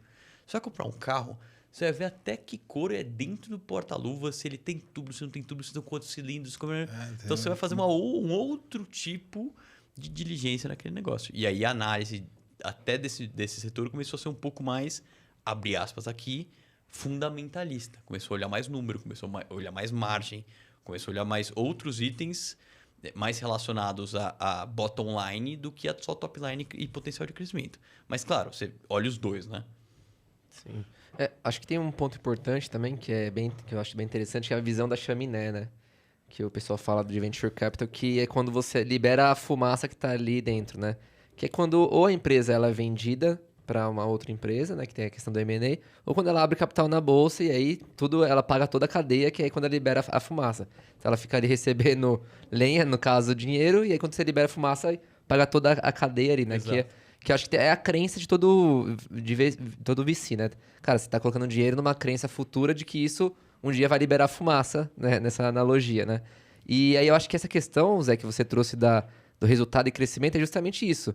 Cara, acho que antigamente tinha bastante essa visão, né? Cara, crescimento, juntar muitas pessoas em torno de uma ideia, em torno de uma coisa, tem muito valor porque você mudou um fator ali. Cara, 1 milhão de pessoas ali, você lucra R$1, é 1 milhão de lucro do dia pra noite, né? Então, acho que tem esse fator, essa crença. Só que eu acho que essa visão que você também trouxe, né, Felipe, de ser muito mais fundamentalista, eu acho que isso é a tendência, né? Justamente pelo esse momento de capital mais fácil ter acabado, né? E ter esse aprendizado também. Eu acho que a tendência é justamente ter essas duas visões, né? Pô, aliar crescimento, mas também ter uma visão de lucro, nem que seja hipóteses ali para ir validando ao mesmo tempo, né? Eu vejo que a gente atingiu uma maior maturidade em relação a como executar, como tocar tudo isso. Se nós pegássemos há alguns anos atrás, existiam muitas apostas em investimentos grandes, inclusive em PPT. Isso aconteceu bastante. Hoje eu não vejo mais isso acontecendo, assim, de ter um investimento alto, por exemplo, só na sua ideia, só no que está ali num pitch deck de 10 minutos, sabe? Então, é sobre, de fato, isso, né? Você tem uma questão do crescimento, mas tem também agora, dependendo do que é o produto, do que são as circunstâncias econômicas, do quanto eu preciso rodar de combustível, o quanto que eu preciso de combustível para chegar no próximo estágio. Então, aí vem esses ajustes que você estava citando, como, por exemplo, algumas posições que elas trazem um resultado mais no longo prazo, porque você tem uma camada mais organizacional, alguma camada que traz menos impacto no próximo dia. Então, você acaba fazendo ajustes ali de rota para poder manter a sua longevidade. E a gente falou bastante também, até no primeiro episódio dessa temporada, Zé, sobre esticar o dinheiro. Também é algo que vem acontecendo nessas empresas que vêm recebendo investimento. Ela sabe que para ela passar para um próximo estágio, seja de uma série A para uma série B, ela antigamente recebia, sei lá, 50 milhões e sabe-se que não está mais dando toda essa grana. Então, cara, o que eu tenho que fazer aqui? Eu tenho que esticar essa grana. Como tem mais diligência e mais medo, o investidor demora mais para colocar. Então, você tinha caixa para 24 meses porque você achou que ia dar para captação, só que em vez de demorar 6 meses num round, ele está demorando 1 ano. 9, 12. E eu falei assim, cara, não consigo sobreviver com esse caixa, eu preciso esticar o caixa. E aí você vai buscar eficiência, você pode... assim, tentar fazer receita de alguma forma. Análise pessoal, eu eliminar acho que... Diminuir ou eliminar a queima. Eliminar a queima. E aí você fala, pô, layoff. Layoff deveria ser a última opção. Pra mim, tá? Claro, você tem empresa que cresce desenfreado e incha. E ela fica... Você não tem o que fazer. Mas se você tem uma coisa mais core assim... Porque quando você faz layoff, você começa a dar sinais que a coisa não está tão bonita. Tanto ao mercado quanto para dentro de casa. Então, assim, você vai fazer layoff, faz um. E carne, beleza. Mas dá a impressão, eu tenho a impressão de que é um... outro, aí outro. Eu tenho a impressão de que vira um padrão, sabe? Um fez... O outro acaba tendo que seguir uma linha. E aí eu preciso sinalizar, preciso me posicionar. E é quase um posicionamento. Você vai lá pro relatório de demonstração para os investidores e você precisa se posicionar. É a pergunta que os caras vão fazer. E aí, quando é que vocês vão fazer? Você viu, sei lá quem fez. Os caras melhoraram o caixa e aí... E assim, não é culpa de ninguém, é uma questão de assunto quente no mercado. E você olha para as ações, o comportamento das ações, o dia seguinte do layoff sempre é um momento de subida. Você sempre tem um momento de subida ali. Semanas, 1, 2 semanas, 2, 3 semanas pós-layoff ali, não é uma ciência exata, mas se tem ali o efeito pós-layoff, sempre é um efeito em geral, né? É um efeito de subida das ações. Nesse sentido. Eu acho que o inverno chegou, mas ele passa. Ele vai passar. Eu acho que esse ano ainda os investimentos devem cresceu de novo, tá? Aquecer, investimento, etc. M&A, número de deals e tal. Estava vendo pesquisas recentes. Tem voltado. E é cíclico. É meio regressão à média. Tanto macroeconomia quanto o universo de VC. O mercado nunca fica estável. Ele às vezes fica muito para a ponta do empreendedor, que consegue cobrar valuation mais caro e tem muito mais gente querendo investir na startup dele do que até espaço no cap table. Tem vezes que está muito mais para o comprador, que ele pode jogar uma oferta muito mais baixa e ele leva aquela companhia, ou o investidor que consegue fazer o seu dinheiro valer mais comprando aquela participação, e a gente vai sempre equilibrando. Tem tempo que fica mais estável, tem tempo que sobe muito. Então, ele nunca fica estático, mas a gente começou a ver um número maior de deals acontecendo, tanto de consolidação, porque tem várias empresas que são similares e, vamos juntar aqui força para fazer um negócio, quanto de grandes corporações voltando a comprar startups, e até de startups que conseguiram preservar a caixa comprando startups que viraram um ativo estressado, entre aspas, e tem time bom, mas o financeiro não estava tá parando tão de bom pé e e, putz, vamos juntar virou forças e oportunidade. beleza. Virou oportunidade. É. E eu também acho que a gente vai sair disso com uma maturidade maior. Total. Uma maturidade no sentido... Para todos os lados, né? Uma maturidade para os VCs, no sentido de avaliar melhor o negócio, né? Não é só olhar a planilha financeira e fazer a due diligence de 3, 4 semanas ali e colocar o dinheiro, como a gente está falando, mas sim de olhar o negócio, esmiuçar, escrutinar mais a coisa e também do empreendedor de ser capaz de conseguir demonstrar melhor o negócio e, enfim, se preparar mais para o processo de venda. Nada como um bear market para ver quem tá pelado quando a água baixa, né? Você vê os caras que falam assim, não, pessoal, você vai ficar milionário aqui com custo de day trade. Aí, pô, virou um mercado, lascou, bicho.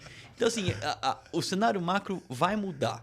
E tem uma coisa que você falou que é de maturidade, que é, pô, o Vale do Silício tem N vantagens. Uma delas ele tá há 60 anos, 70 anos sendo polo de tecnologia, onde as pessoas trabalham em tecnologia e voltam e fundam empresas de tecnologia e vendem e investem em empresas de tecnologia. Então, ele já tem N ciclos de coisas que aconteceram boas e ruins ali. O mercado de empreendedor digital no Brasil é relativamente novo. É isso aí. Teve a bolha do .com, aí você começou a ter ali os caras do... De onde é que o Romero Rodrigues era? O Buscapé. Buscapé. Aí você começou a ter outras startups, etc. 99, tal. E aí teve um monte de gente que trabalhava na 99, que trabalhava sei lá, nessas que viram uma startup crescer. Eu sei como é que faz uma startup crescer.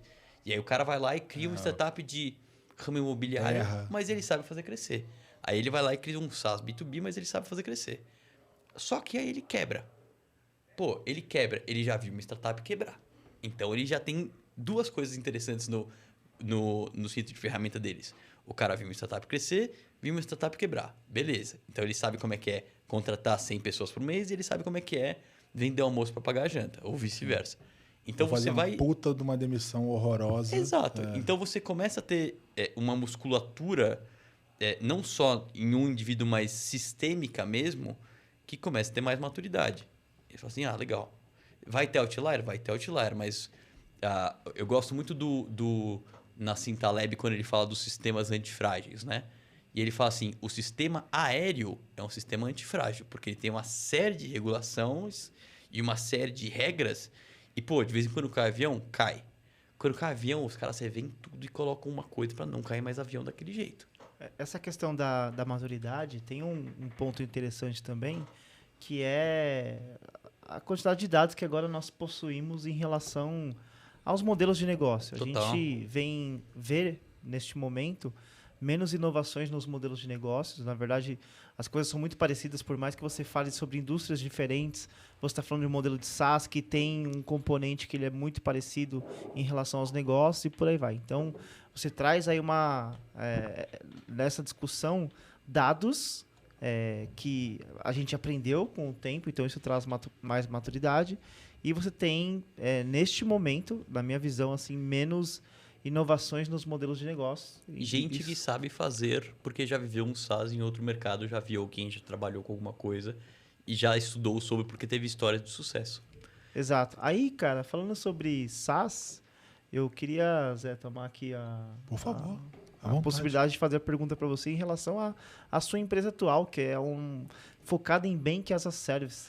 Eu acho que, até desculpa embarcar na sua pergunta, eu acho que a sua empresa talvez responda ao próximo estágio, isso, né? Isso. Sim, outra briga. Exato. Essa é a conexão assim, que eu queria trazer, porque a gente fala bastante sobre essa maturidade do mercado, da inovação no modelo de negócio. Os modelos as a service, eles estão muito em alta, inclusive a Norden aí oferece bastante modelo de scan. Não posso perder a oportunidade de vender. Hashtag público. Squad as a Service. E a gente tem aí, cara, isso muito bem agora distribuído e com uma maturidade mais alta. Conta pra gente um pouco sobre como você vê esse mercado SaaS e como que conecta o seu negócio. E a gente está falando aqui de um... A gente começou falando de early stage, Aí falou da segunda batalha aí, que é como Crescimento crescimento, e e agora estamos na escala, exato. na escala, né? Que é o Exato. ponto que a tua empresa está hoje, né? Perfeito, perfeito. Então, para dar assim, Até para dar uma luz aí pro pessoal de casa. Isso. Ben Horowitz, software is eating the world. Software está comendo o mundo. Muita coisa vai ser ferramenta, vai ser software, vai ser resolvido de uma maneira diferente.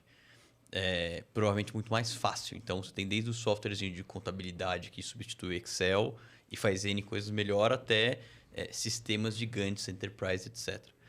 No caso da QI, a gente tem uma parte de SaaS, etc., especialmente para antifraude e onboarding, mas tem muita coisa de infraestrutura. Então, não é que ele é lindinho, é uma API que você conecta.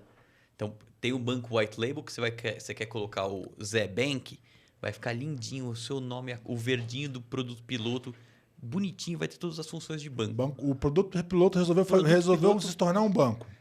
Vou Um lá, banco contrato para de você. outros podcasts e tudo Exato, exato. Cara, eu vi a notícia hoje que a torcida independente organizada do São Paulo lançou um banco, então tá valendo tudo. É verdade, é verdade. É sério? Sério.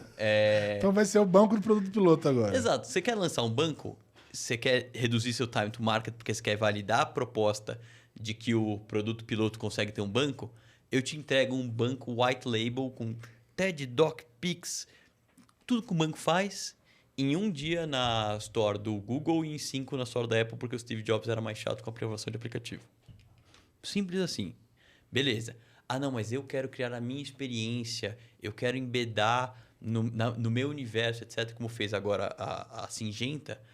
Pô, eu te entrego a API, você faz o front com o cliente é teu, mas tudo por trás sou eu. Então, eu sou o cano por onde passa o dinheiro, porque tem a licença do Banco Central, que é algo super difícil, super complexo de fazer de uma SCD, que é a Sociedade de Crédito Direto.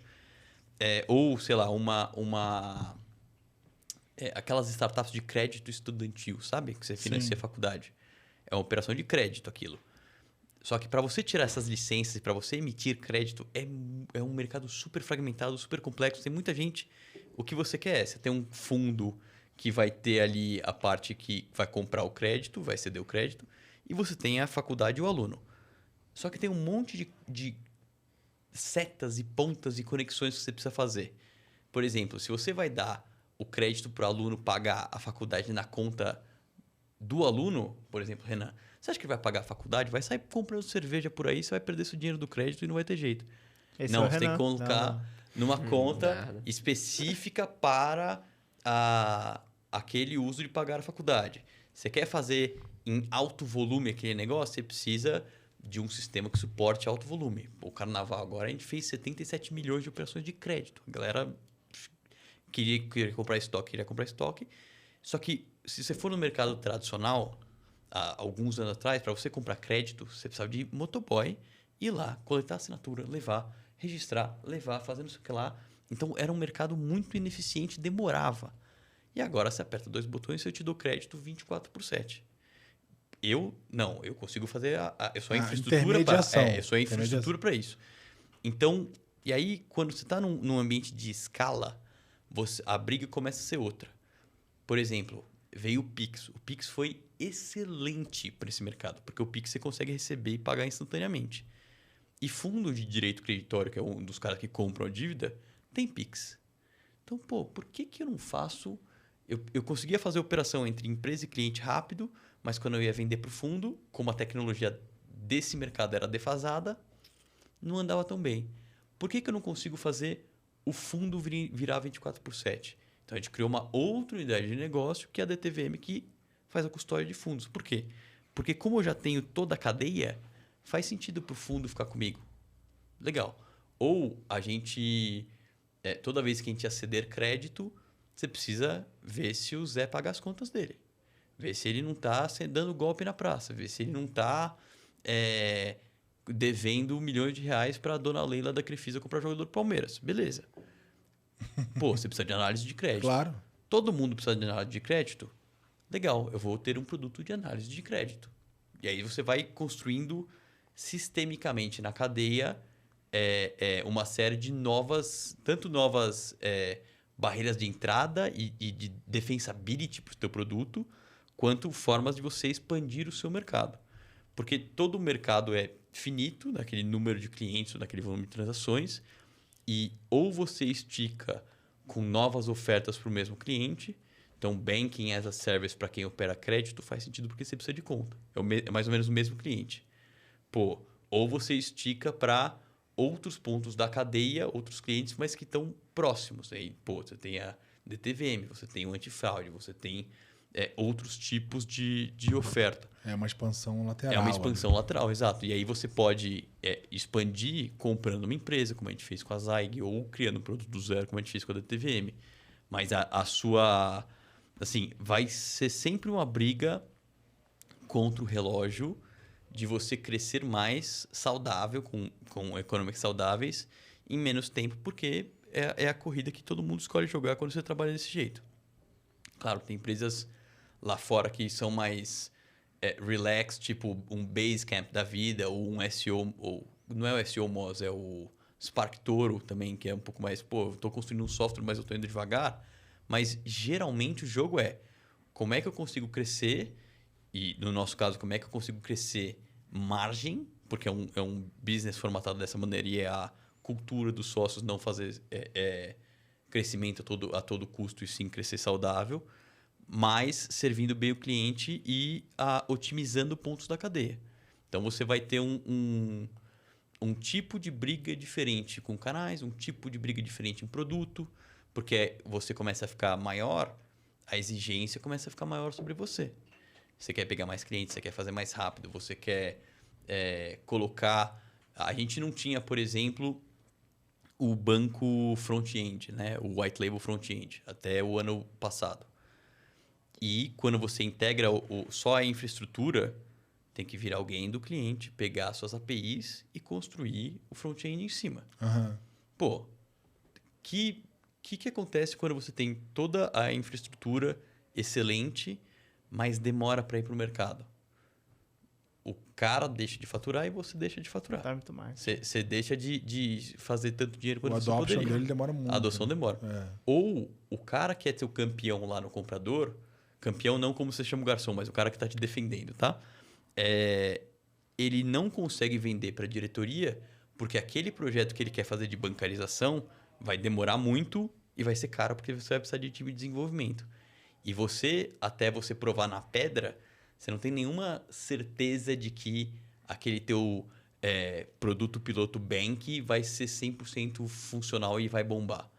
Então, o negócio do white label, que a gente comprou o Builders Bank agora no começo desse ano, foi como é que eu consigo dar uma evolução de time to market para os clientes que querem provar que a hipótese deles terem um banco funciona. E aí você consegue eliminar a objeção do Banking as a Service para conseguir levar o produto para o mercado.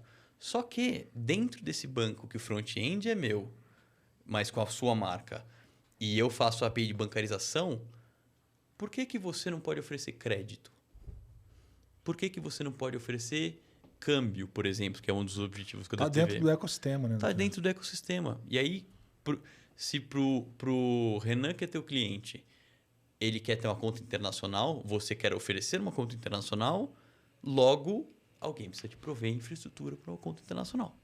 E aí você vai alimentando toda essa cadeia. Então, a exigência do cliente vai aumentando, sua gama de clientes ou vai lateralizando, porque você pega mais gente da cadeia ou você vai vendendo mais para o mesmo cliente e assim por diante. Então, você vê, por exemplo, sei lá, o Culture Rocks, software de RH e de avaliação. Foi vendido ano passado, salvo engano, para o All EdTech. Assim, pô, o que um EdTech está fazendo comprando um software de RH que nada a ver? Assim, não. Olha a tese. Eles vendem curso corporativo B2B. Curso faz parte do plano de desenvolvimento dos colaboradores. E grandes empresas compram para isso.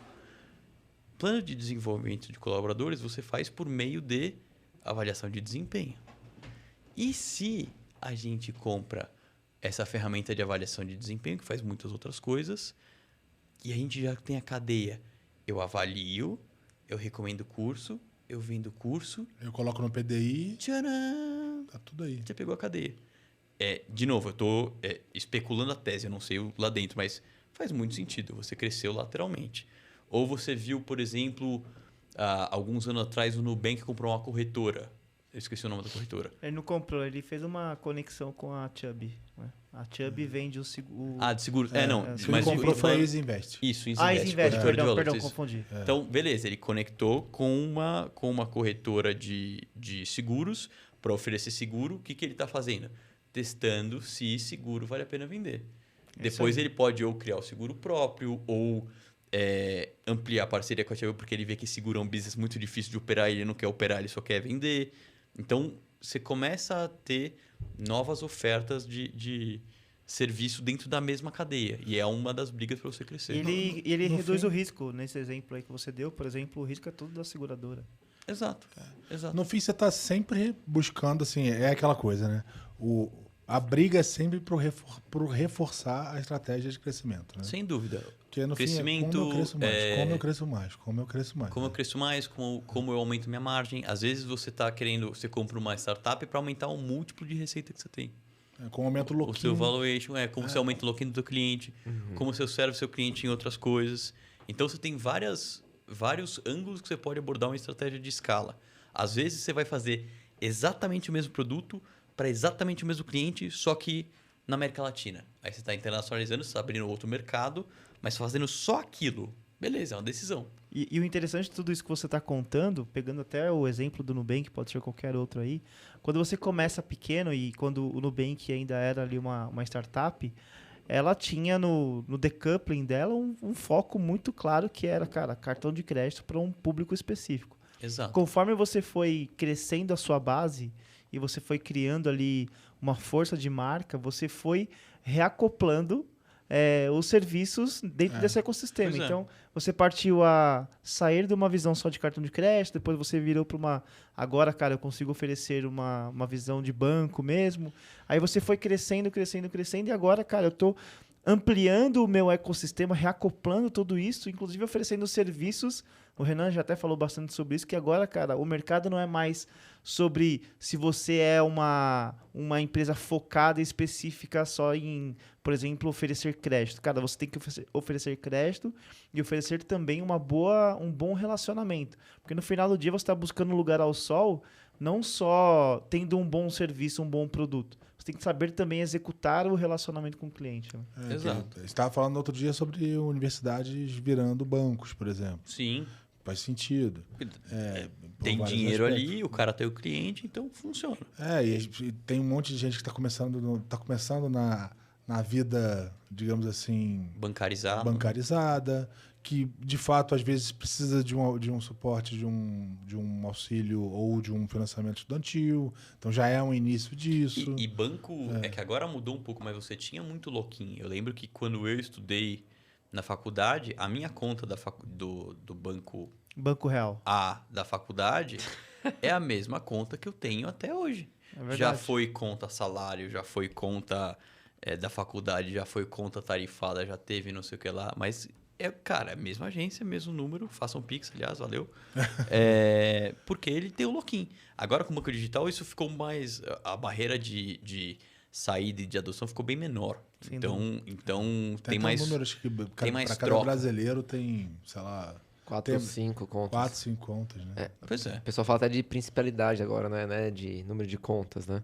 Cara, o que você tava comentando, né, sobre isso de expansão, eu vejo muito... Quem fala muito sobre isso também é o pessoal das telas, né? Cara, todo empreendedor, ele quer dominar o planeta Terra, né? Ele quer dominar ali... Mas, ele começa ali na Avenida Paulista... Depois ele começa a tentar ali o bairro, né? Bela Vista. Depois começa a cidade, região metropolitana. Depois começa a querer ir pro continente da América do Sul. E eu acho que é muito sobre isso que você tá falando, Sim. né? O cara, você já tem um produto ali bem estruturado, né? Já tem uma coisa muito validado, se torna referência. E aí você começa a expandir outros continentes que antes vocês não abordavam. E aí, cara, eu queria ver, só para trazer um pouco mais também de conteúdo sobre esse momento que vocês estão...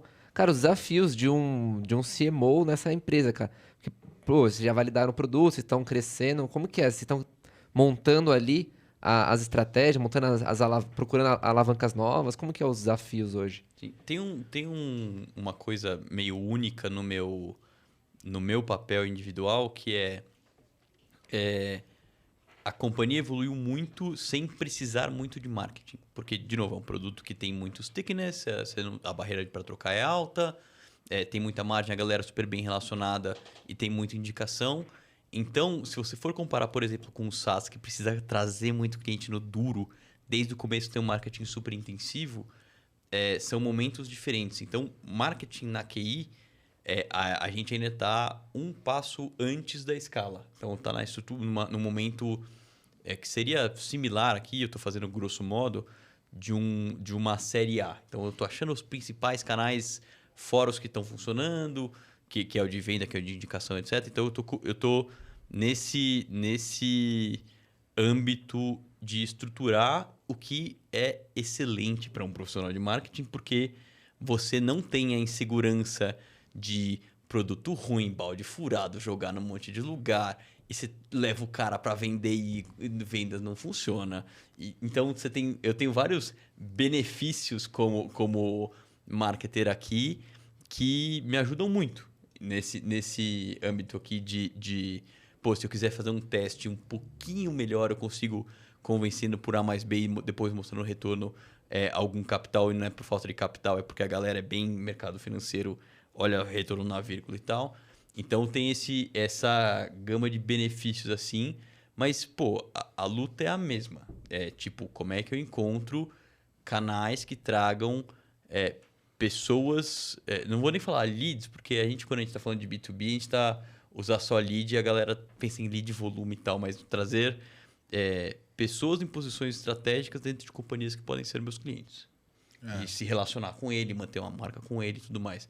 Então, tem um desafio de composição de marca, especialmente em produtos novos.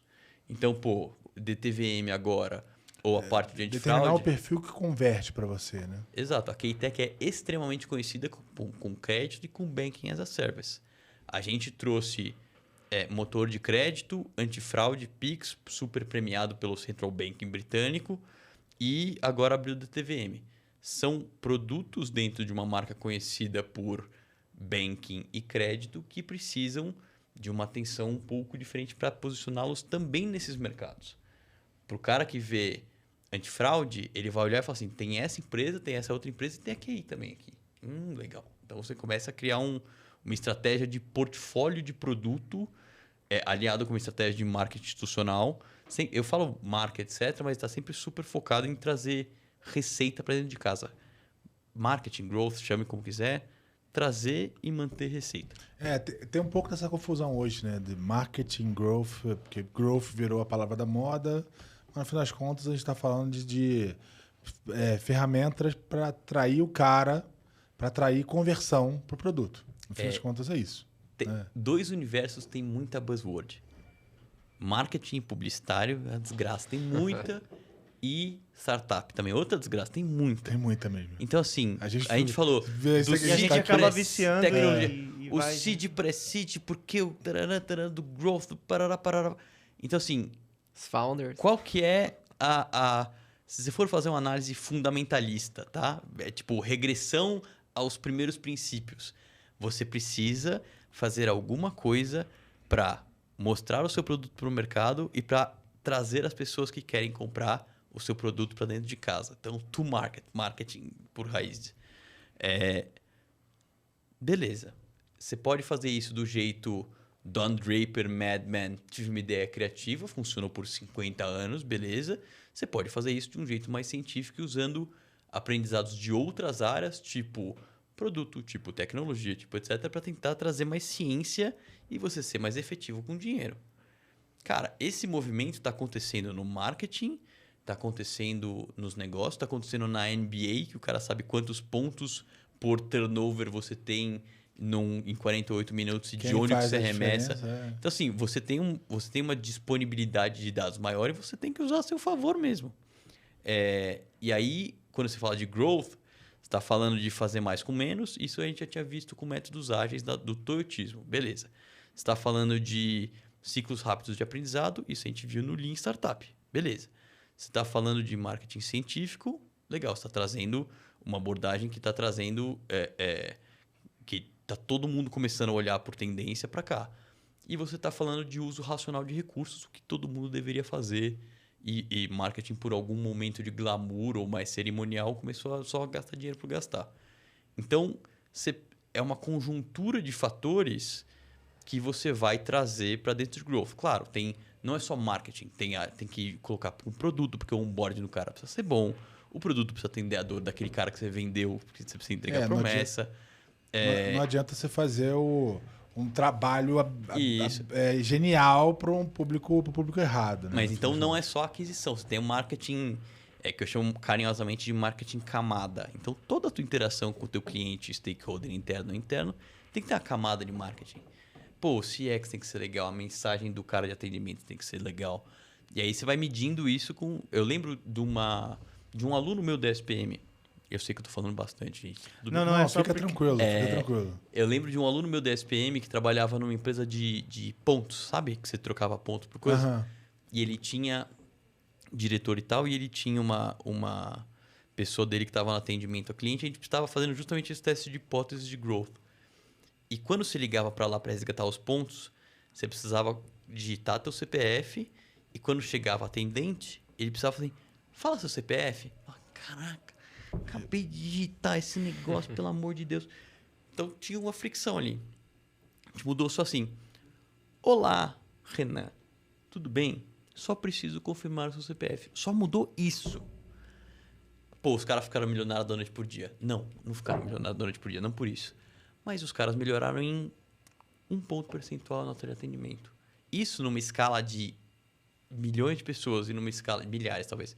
E numa escala de milhares de testes pequenos fazendo juro composto, composto, você vai melhorando um ponto aqui, vai melhorando e você vai tendo um negócio no médio e longo prazo mais saudável. Às vezes, pô, early stage, não interessa a cor do botão, você vai precisar jogar o negócio inteiro fora e fazer outro totalmente do zero com outra proposta. Você precisa ser mais agressivo porque você não tem tempo nem volume para ver o nem olá massa, feliz. né? Você não tem volume rodando. É. Mas quando você tem um volume grande de clientes, é assim, ó. Papum, conseguiu e trocou.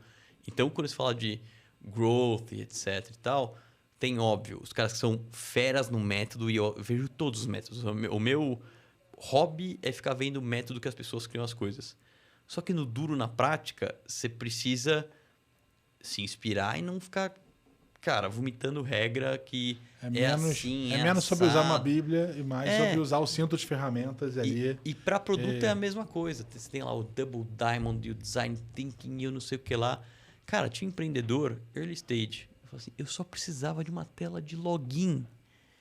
Eu tive 3 semanas de workshop e de Double Diamond e de sei lá o quê. Eu precisava de uma tela de login. Cara, uma tela de login, você não precisa de muita coisa diferente. Usuário, senha, como é que faz, como é que não faz, rápido. É verdade. Bom demais. Felipe, cara, a gente está aqui há mais de 2 horas. O Vitão tá quase colocando a gente para fora da sala. O papo tá maravilhoso. Eu queria fazer aqui, antes de começar a rodada aqui das considerações finais, eu queria fazer uma última pergunta para você. Não deixar de fazer essa pergunta, porque eu acho que ela vai ser do caralho. Eu queria muito ouvir isso de você. E, Vitão, dá uma seguradinha aí que merece. Qual que você acha que é o erro miserável que um empreendedor ou que alguém que cuida do processo de crescimento, growth ou marketing, como a gente quiser batizar, pode cometer durante um processo que está entre essas fases aí do world stage, identificação de canais e escala? Tem o erro na ida e tem na volta, tá? O na ida é se apaixonar por uma ideia e pegar dados que, na verdade, validam a sua ideia quando poderia ter validado o contrário. Viés de confirmação, basicamente.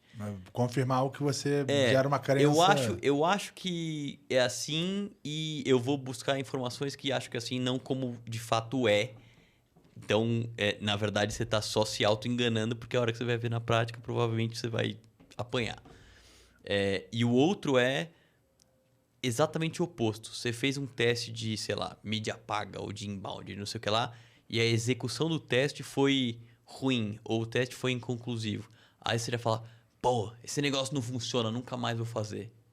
Fala, pô, mas Tem como que assim? ajustar. Tem que ajustar. Que evidência que você tem que esse negócio dá certo que dá errado? Então, eu acho que a galera é um pouco apaixonada na ideia ou no descarte e não suporta isso de uma maneira mais fria.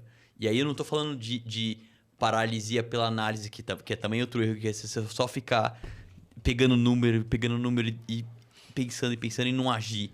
Mas é você olhar sem paixão para aquela ideia. Então tem aquela do strong ideas loosely held. Então assim, você tem um ideal, mas se te provarem o contrário, Muda. beleza, troca. Ajusta. Então esse é o esse acho que é um dos vieses que mais gente cai. Mais paixão pelo objetivo do que pelo meio. Exato, né? exato. Boa, boa. Cara, o papo foi maravilhoso. Tanto é que a gente está falando aqui há mais de 2 horas e, Sensacional, cara, gente. eu Muito bom. não percebi. Eu só percebi que eu fico monitorando aqui, deixei Tomou passar. enrabada, né, Zé? Não, eu deixei passar, Tomou deixei de enrabada do propósito Vitão porque aí. merecia. Fazendo as considerações finais aqui, Rafa, conta pra nós aí que se atendemos a sua expectativa, como foi a sua impressão desse episódio? Cara, uma baita aula, eu tirei vários insights aqui sobre como funciona o marketing na vida real, porque é isso que a gente sempre prega aqui no Produto Piloto. Cara, não adianta a gente trazer aqui um cara que tem muita didática, mas nunca viveu nada. Então, pra gente, acaba ficando um negócio vazio. Então, a gente acaba trazendo pessoas que, de fato, viveram na prática as coisas e hoje não foi diferente. Acho que o Felipe trouxe aí uma visão muito interessante em relação sobre como funciona o marketing, focado no crescimento, com erros, com os acertos, sobre como funcionam os negócios, pensando nas VCs, pensando nos estágios de uma empresa. Então, cara, para mim, sensacional, Zé. Legal, legal. Renanzinho, Cara, sensacional mesmo. Acho que, porra, a gente tá aqui mais de 2 horas também, o tempo voou pra mim. Só que também ficou um monte de assuntos que eu queria também explorar mais, né? Foi aquele gostinho de... merecia um outro episódio, né? Gostinho de quero mais. Pô, cara, Product Marketing, queria falar várias outras coisas aí, essa que é uma polêmica do momento, entre outras coisas. Cara, agradecer mesmo aí por topar vir aqui. E acho que é isso. E, cara, acho que eu queria também só aproveitar essa última pergunta, cara. Acho que uma dica que eu mesmo sofri na pele mesmo é a questão de foco. Cara, porque empreendedor tem muito de... O empreendedor quer abraçar o mundo, né? Quer sair fazendo. Pô, um amigo meu fez isso. O meu outro amigo fez isso. Cara, vou fazer isso. Mas, cara, às vezes você precisa focar em uma coisa e ir atrás daquilo lá pra ver E se gera firme, resultado. mesmo que seja real Síndrome ou do não. objeto Exato. brilhante. É isso aí. Acho que esse é um ponto que quando você tava falando, eu lembrei aqui. Legal. Cara, eu tô muito feliz. Eu acho que foi um episódio maravilhoso. Foi uma aula de verdade. Eu aprendi muito hoje. A gente passou aqui por todos os estágios aí, eu acho que do processo de crescimento de uma empresa, né? Não fomos, obviamente, extremamente profundos em tudo, acho que seria impossível, né? Mas eu diria que eu sempre digo que a gente faz um MBA a cada episódio que a gente grava aqui. Esse não foi diferente. Cara, muito obrigado pela tua presença. Eu estou extremamente honrado de ter você aqui.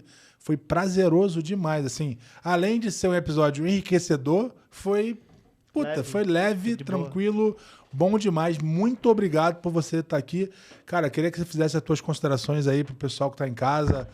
Dicas são bem-vindas, como as pessoas te encontram. E, enfim, tuas considerações aí, despedidas. Excelente. Bom, primeiro eu que agradeço. De novo, eu adoro participar disso, adoro compartilhar e trocar conhecimento. Também aprendi um monte. Se não fossem as 104 águas que eu tomei, eu também não teria percebido que passaram 6 horas e meia.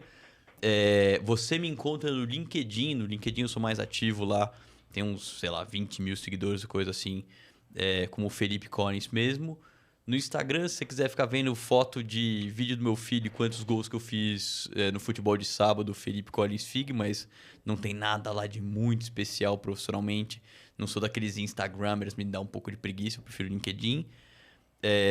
E eu acho que é uma delícia poder compartilhar tanto com vocês quanto com quem está vendo e ouvindo, porque é uma das maneiras que você melhor aprende se expondo a gente que já fez isso, que já estudou isso, ou que já passou por, né?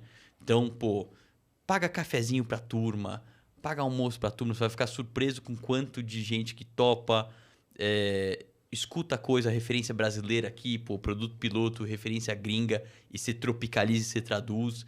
Então, não se apaixona por um playbook só e vai bebendo de referências diversas, assim, para formar o teu arsenal, que vai ser sempre super útil. E aí, podcasts como esse, por exemplo, são uma ótima fonte de conhecimento. Legal, repertório. Exato. Obrigado, pessoal. Uhul! Valeu. Valeu!